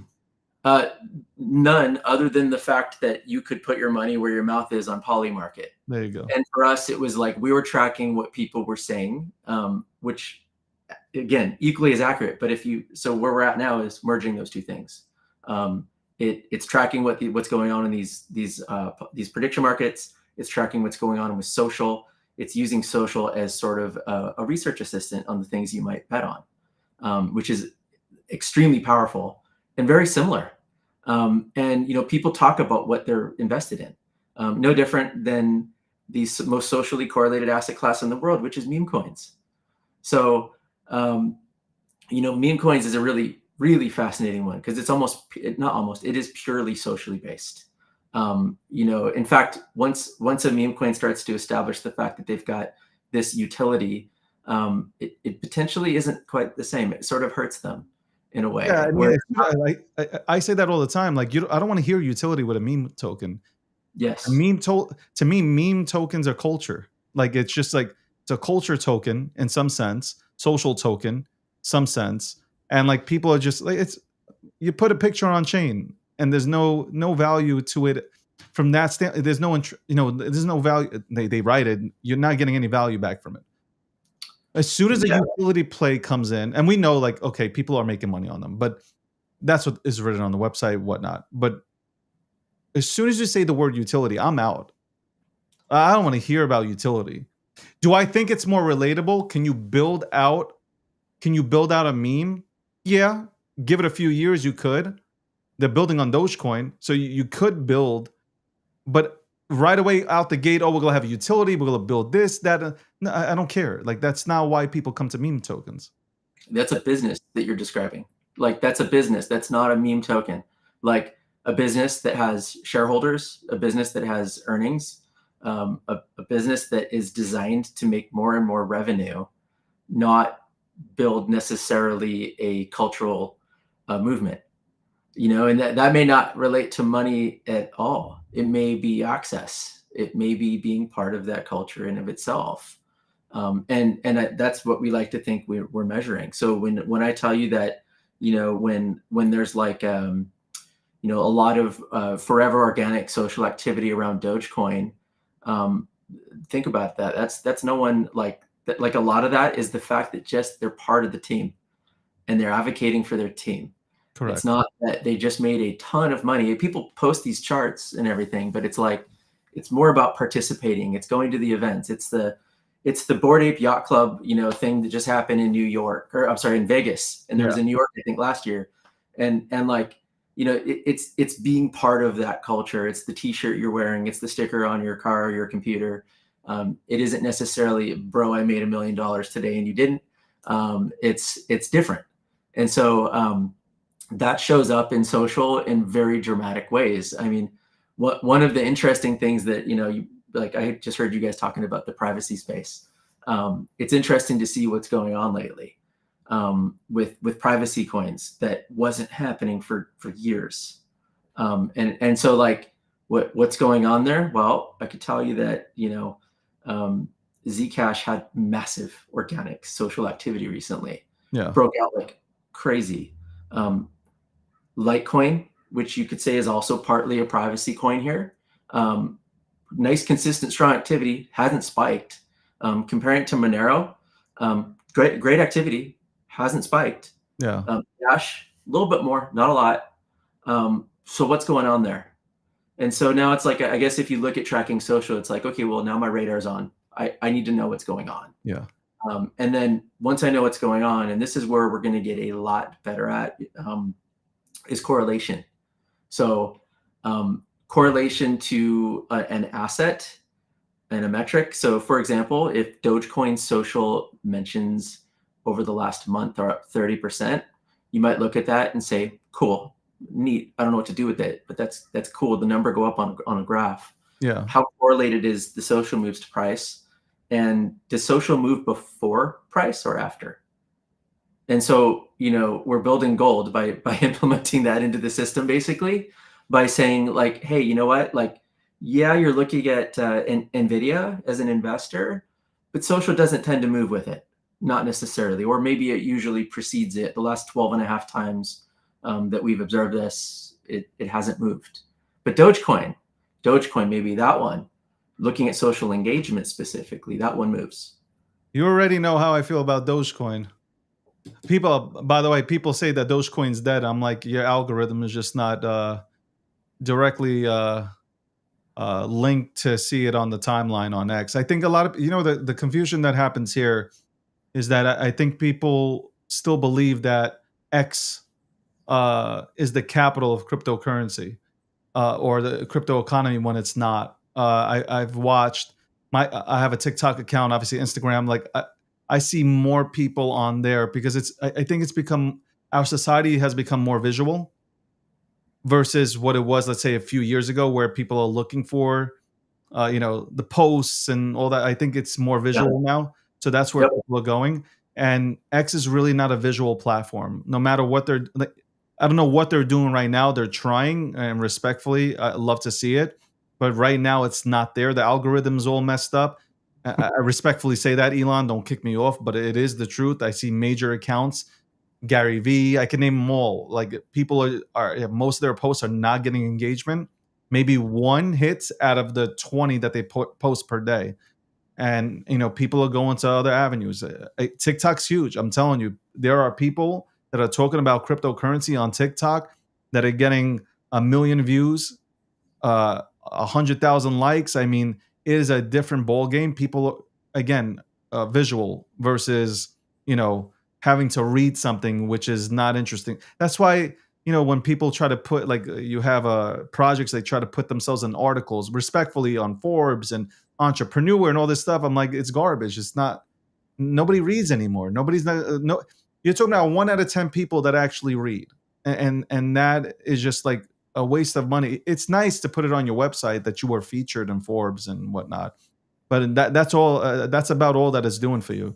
Clips are where it's at. I keep on saying clippers are what are a huge thing to go ahead and build your brand out. You got to get clippers, especially organically, to clip up your content, to push it out there to all social media platforms, YouTube Shorts, Instagram Reels, TikTok, of course. That's where you get the most play. That's where you get the most visibility. That's where, by the way, when we talk about prediction markets, that's where everybody is. They're doing videos about, oh my God, they just, the voting is in and it says, Polymarket's talking about 72% to whatever in favor of so and so. Like they're actually creating videos from that and posting it there. You don't see much of that happening on X, except here's a picture and here's what we think, and that's about it. I hope though, you guys, you listen. I've been a fan forever, ever since you guys have come out. I hope you guys figure out a way how to bite into the market share and the mind share of that economy. We're getting there. We're doing a lot. I mean, for us, it's been really interesting. I mean, like for us, everything you just said about X is spot on. You should do a paid course on that. Like what's interesting is like X has put in so many different algorithmic changes, and everyone tries to game it. They all try to go, oh, no longer post a link, or post a link but in a thread, in the last post of the thread, or don't tag too many people. Don't use 4 or 5 tickers in your post because no one will see it. It'll affect the visibility. There's so many rules that have become maybe quantitatively right to a developer or to an engineer, but to a human just trying to naturally exist and communicate, there's a gap. And now you're being like, even if you want to have a human conversation, you're not having one because you have AI bots replying from even major accounts. And I'm like, this experience is just garbage now, respectfully. I mean, you have to, guys, you got to reply to your own post, man. Like, I'm not trying to get your voicemail. I'm trying to have a conversation with a human being. And I have to do background checks when I look at somebody replying to my tweet. I literally have to make sure that it's not AI. So I love AI. I think AI is great as an assistant. But when you start making it your personality, I think that's where it really, I'm not gonna excuse my language, but it fucks shit up. It completely fucks everything up. That's why, again, you go over there, people are more visual now. You're not gonna fake it, with the videos. You could, but you're really not going to fake it with videos. And I think the education and the value is there. It's 100% there. But I really do hope Lunar Crush's name starts popping off in the next 6 to 12 months, or maybe hopefully faster, starts to pop up in the prediction markets. I think you deserve to be there, man. Yeah, it's interesting for us because the makeup of our business has changed a lot. We focused a ton on enterprise. Like Joe right now, he's in New York actually at a data conference, not a crypto conference, a data conference. And so like we're working with very large enterprises as well as like we work with Name the Exchange. We probably work with them. Yeah. They use our data for many, many different reasons. And so we really focused on more the enterprise side of the business than just people coming in and subscribing. Correct. Have an awesome tool that now has like, you can build AI agents. It integrates into Claude, so you can ask Claude anything using our live data. You can build custom collections. So if you're doing your show here, The Breakdown, you want to know, are people mentioning The Breakdown plus your name on social media, and it can run for you a custom collection. So you can track anything on our platform now, and it works across X, Reddit, TikTok, YouTube, and going to be more. And so it's really very broad.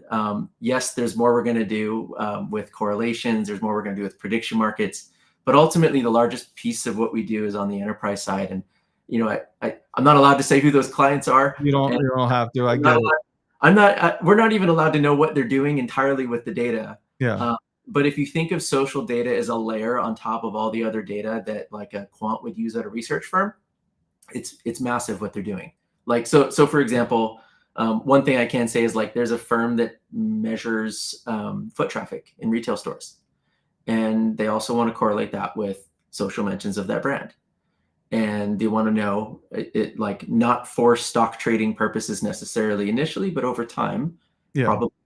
And they have many, do they want to take a position? Do they want to leave a position? Do they want to trade a position? What's going on here? There's a, Viore store, a Lululemon store, whatever, which one has more traffic? And so they want to measure this kind of stuff. And so social is a really nice kind of layer on top of what a lot of these firms are already doing. So very valuable from that perspective, way beyond just what coin should I trade? Exactly. I mean, I know you guys are bigger than that now. It used to be crypto. Now it's it's everything, and that's dope. And it's been fun to watch you guys evolve, and I'm happy for you guys. And then again, I hope, especially that you've come from crypto, building within the crypto ecosystem. I hope not that you're not working with Web2 companies, but I hope that you really get a slice of the pie out here. With, again, I go back to the prediction markets because I think, again, it's a phenomenal, new class of an asset, and I hope you. By the way, I hope everybody who's watching today goes ahead and signs up to Luna Crush. I'm telling you, your research. I've said this multiple times on the show. Not only do I use, let's say, LLMs, but I use obviously Luna Crush to gauge the social matrices of all this shit that's going on here, not just on X, but all across social media. So appreciate you very much. Thank you very much for coming on, John. It's always a 5 years later. It's always a pleasure to go ahead and. It was that long, I think. It's always a pleasure. Tell Joe I said what's up, and hope you guys just go absolutely parabolic. It's fun right now, especially in the crypto space, where I would tell you, obviously a wild year, right? Massively wild, all the way right up to Bitcoin. And it seemed like Bitcoin was so safe as all of the alts were dumping 80, 90%. Yeah. But if I told you that we have lower social traffic today than we did a year ago, I'd be telling the truth. So there's less people posting about cryptocurrencies today than December 3rd, 2024. There's less posts coming from those people, and there's way less engagement on those posts than there was a year ago. And that is telling, because the low engagement, what that means is that there's less people posting less, but when those posts are posted, there's no one responding. It's wild. And so like the interest is really, really low. Potentially, so there's two outcomes here. It's either dead, this whole thing's either dead, or we have a very interesting lull in activity that represents a massive opportunity. Because you could say, when people are euphoric and, oh yeah, when price goes up, if I told you that I bought a coin that the price went up 100% today, how do you think the social activity looks? 100%. Right. But if that coin's been sitting idle for 6-9 months longer, how do you think the social activity looks? And what happens if we start getting some interest, right? And I would just tell you that over the last week or two here, starting to get real interesting, because some of the coins and some of the things that we haven't seen that much activity on for all year are starting to kind of perk up a little bit. And it's even the majors, even like Solana, Sui, Ethereum, these things that just kind of have had very little voice throughout the year, just kind of dragging. Yeah. It's starting to become more positive, and it's starting to become more frequent, the activity, just a little. But I like seeing that. That's good. So because I've rebranded this show to my personal brand now. So I think 6 weeks of watching me has allowed people to come back to. I'm just fucking around, but I think obviously. I think slowly retail will start coming back in, and I'm sure you'll, of course, you guys have the tools to go ahead and see, and you'll be able to see retail back, because I don't believe retail has ever come back. They've had debt, bills to pay, drowning under the Biden administration, but that you don't have to go ahead and comment on that. But drowning for 4 years, and now obviously Trump in office, bringing clarity to crypto and all that good stuff, regulations that it's funny we talk about regulations even though crypto was never supposed to be about any of that stuff, but it's necessary now when institutions are in the game and big boys are coming in. Once retail comes in, I think the stats that you're talking about will completely blow up, man, and I can't wait for that. And retail is not to dump on, by the way. We're not talking about dumping on retail. We're just talking about building this wonderful ecosystem that we have in this industry that has done a lot for a lot of individuals. But I mean, we're an exciting time, right? We have institutions that have all come in that really were afraid this time last year to even post anything, right? Now it's crazy. And now we start to be able to bridge the gap between Web3 and the real world. And hopefully the stock market starts trading 24/7, 365. and globally, and we have a whole new world that's powered by crypto. And I think that's, before all this happened, that wasn't I mean, it was a dream. It was a pipe dream. It wasn't a narrative. So very exciting. Thank you, John. I appreciate you. Guys, go to Luna Crush, sign up. I'm telling you, man, stop missing out. I've been telling you guys this for years, not just a few days, years. I've been telling you, go sign up to Luna Crush. John, as always, a pleasure. Tell Joe I said what's up, and I hope you guys do. You guys are already doing big things, but I hope you go absolutely 10x. Thank you so much. Thanks, David. Appreciate it. That was John, the founder, one of the founders of Luna Crush. Always happy to talk to Joe and John. John and Joe, they've been working at this for a very long fucking time. I've watched it. I definitely watched them grow. Anyway, what a show. What a goddamn show, I gotta say. Holy shit, how many obstacles did I have? This is what I'm talking about. You think it's easy being a media personality or content creator, whatever the fuck you want to call it? You think this is easy? You know what I had to go through this? I didn't even get to see Victor, talk. I was just looking into the camera like nothing was wrong. He's talking. He's probably smiling. I'm trying to guess if he's smiling. And this is crazy shit. Anyway, we'll be back. We'll be back right after this commercial break from Gemini. Shout out to Gemini. Go sign up to Gemini. Go to gemini.com/David G and check out the lineup of credit cards that Gemini has to offer, issued from WebBank.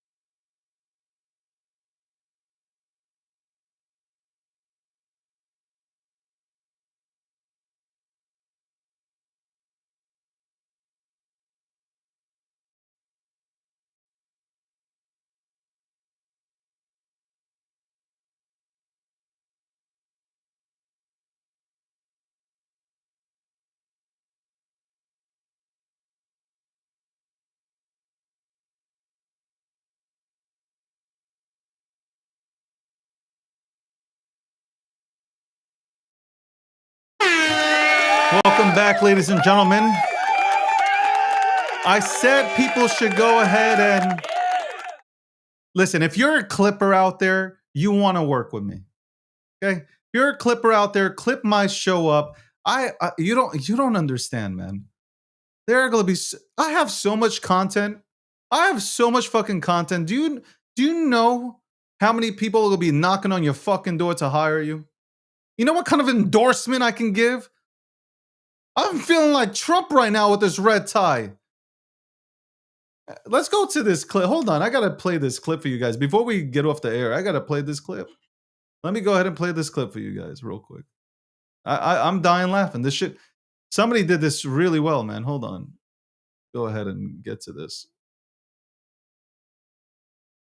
Get to this clip. Oh man. And hold up. Hold up. Let's see. Go ahead and let's try to see if this works.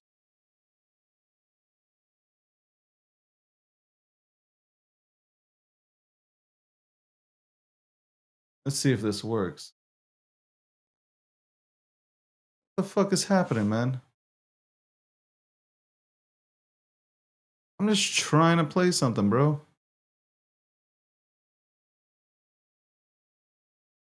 I'm just trying to play something, man. Let's see. Hold on. Let me take this off. Take this shit off. Hold on. Take this off. Hold on. All right, check this out, man. I told you guys, clip the show. This is hilarious. Whoever did this it should have 10,000 likes. Anybody who has been able to build a platform off of my back should be absolutely happy for the success that I am having. Crypto gets hit harder than any segment here on X. I don't believe X really likes crypto. Maybe I do suck. Maybe I did fall off. I was thinking that. I was like, but hold up. My live streams, they're doing great. So like it doesn't, I don't get it. It's confusing a little bit. It doesn't make sense. Absolutely absolute banger of a post. It should have 10,000 likes. Yo, I remember my likes average 5,000. You know, and I just want to say this too before I get into it. Respectfully, I don't give a fuck whether people retweet or like my shit. They needed somebody good looking to be a part of the staff, so to partner up with. So they contacted me, obviously, and now how long is it? We've been married for a long time now. Me and Gemini. I've been right. I've been on this mic telling you. I've been putting out video and content. I've been trying my best. You guys just listen to crackheads. This is going to be the greatest run of all time. I just want you guys to know this. I told you there's no cycle, and I will keep on saying there is no cycle. Y'all sat on the timeline crying. It's over, I told you. The next level of support is $50. Shut up, delete your accounts. Let's go. Let's fucking go. Woo! Ladies and gentlemen, that was me. That's crazy, man. What a round of applause, man. A round of applause for the man. Who is this? Who is this? He's gonna probably get mad at me. Round of applause for this man who made this happen. Memer. I guess that's the way. Memer. Shout out to Memer.vm. Definitely one of the best daily streams on CT, he said. Absolutely it is. Absolutely it is. It's the goddamn best stream that you'll ever go ahead and watch. Unless you want to watch a bunch of boring ass people. Hey, how's it going? How did you get into crypto? Huh? What's your favorite food? Nobody gives a shit. I don't give a shit what anybody eats out here, man. What are we fucking talking about? Guys are fucking doing interviews. What's your favorite food? What's your favorite bar? Hey, what was your favorite conference? Who gives a shit what's your favorite? Tell me why Bitcoin. Tell me why Ethereum. Okay? Tell me. I don't want to hear about that goddamn bullshit.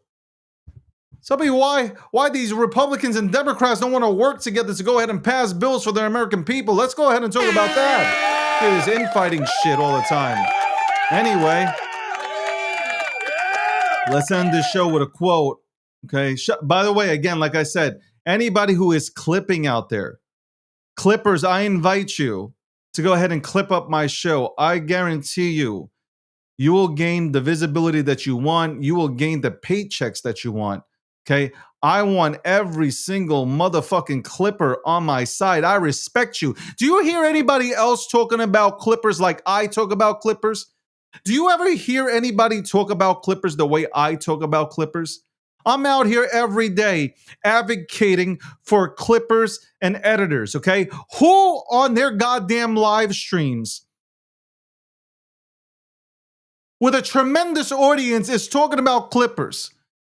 Nobody. They don't want to talk about you. They don't want to give you any spotlight. I'm giving you spotlight. I want to give you more spotlight. I want to put you on a goddamn pedestal, man. You know why? Because if you help me, I will help you. They're not talking about you. These people just started putting on suits. They saw me in a suit. They start putting on suits. I'm setting trends out here. You know what's happening out here. I'm setting the trend. Now everybody's clean. Now everybody's trying to they're attempting to take a shower. And they put deodorant on and shit now. Come on, man. You know what the fuck? You know what time it is, man. You know what time it is. I don't even gotta tell you. You know what time it is.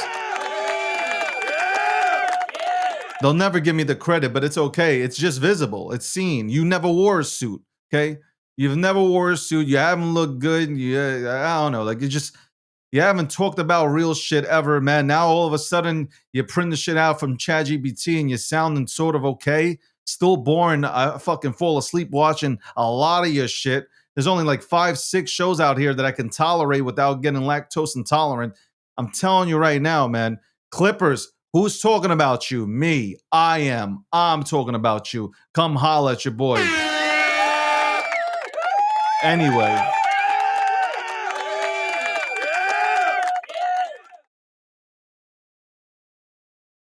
Here's the quote of the day. I don't fear anything. Whatever could happen, happened. I am standing on the ashes of my old self, and I will make sure he didn't die for nothing. Ladies and gentlemen, thank you so much. The guests that came on here today, thank you for being patient while we were going through technical difficulties. I don't know. There was an X problem. X live streams weren't working apparently. So anybody who went onto YouTube, LinkedIn, Rumble, TikTok, and we're doing TikTok dances, and all you son of a bitches that are doing that TikTok shit that are putting hats on me, stop it. Stop putting them hats on me and shit and glasses. Shout out to everybody who's tuned in. Today, we will send out the numbers from last week. We did a phenomenal job.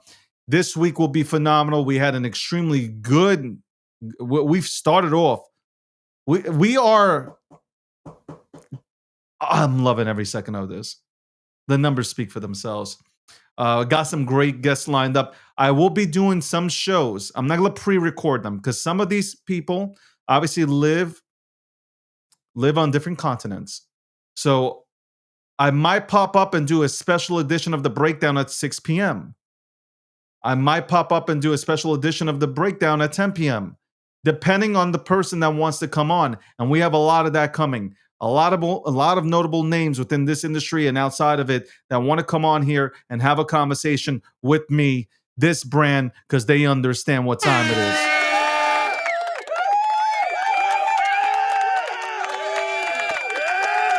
I hope you guys have I don't know, I'm 3 hours in now almost, or it's 2.5, whatever. I want to thank everybody for being a part of this. For those who have stuck around and believed in me, thank you so much. I appreciate you. And I'm talking about, we're going back to 2016 when I first hit the airwaves, man. So I appreciate everybody. I appreciate everybody's support. Ultimately, like I've always stated, and I state this for others, man. You build yourselves. You know, there's a reason why people tune into you. Don't ever change that. Don't ever change. You know how you got to your current position, whether it's, you know, sitting here behind a desk in a studio, talking into a microphone and looking into a camera, whether it's outside of here at your job. You did it on your own. You might have had somebody help you here and there, but ultimately you got to your position on your own. Okay. Don't change. You can innovate. You can look at things that you're doing and you can adjust a little bit, but don't ever change. Don't ever change yourself. The people want, with me, man, I speak about myself. The people wanted this version of DG. They never wanted, I'm still professional, but they wanted somebody who was genuine and outspoken. That's what I am. I'm outspoken. I didn't care when Biden was in, like you guys know, I didn't care when Biden was in office. I didn't give a shit when Democrats control. I still spoke my mind, even when they were taking freedom of speech away. I just want to be me. I want to have fun. I'm having fun. Not even I want to have fun. I am having a lot of fun. Anyway, enough about me. Clippers, get at me. Okay. A lot of good shit happening next year. Q1, 2026. We're going to start it off with a bang. A lot of deals being signed. By the way, anybody who wants to go ahead and reach out to me, okay, about partnerships, you go to partnerships@gokhshtein.com. You can send a DM, but I'm faster with the partnerships@gokhshtein.com than I am with the DMs because I don't know what the fuck's happening with the DMs right now. DMs are a disaster, absolute disaster. Anyway, I hope you guys have a wonderful day and even better tomorrow. Shout out to Akil Patterson.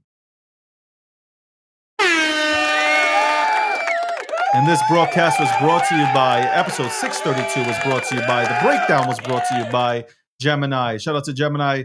Go to Gemini.com/David G and check out the lineup of credit cards that Gemini has to offer, all issued by WebBank. Also, click my link. Yes, click my link. Sign up, trade $1,000 in crypto, get $100 in Bitcoin. Ladies and gentlemen, have a wonderful day. Have an absolutely successful and wonderful and prosperous day.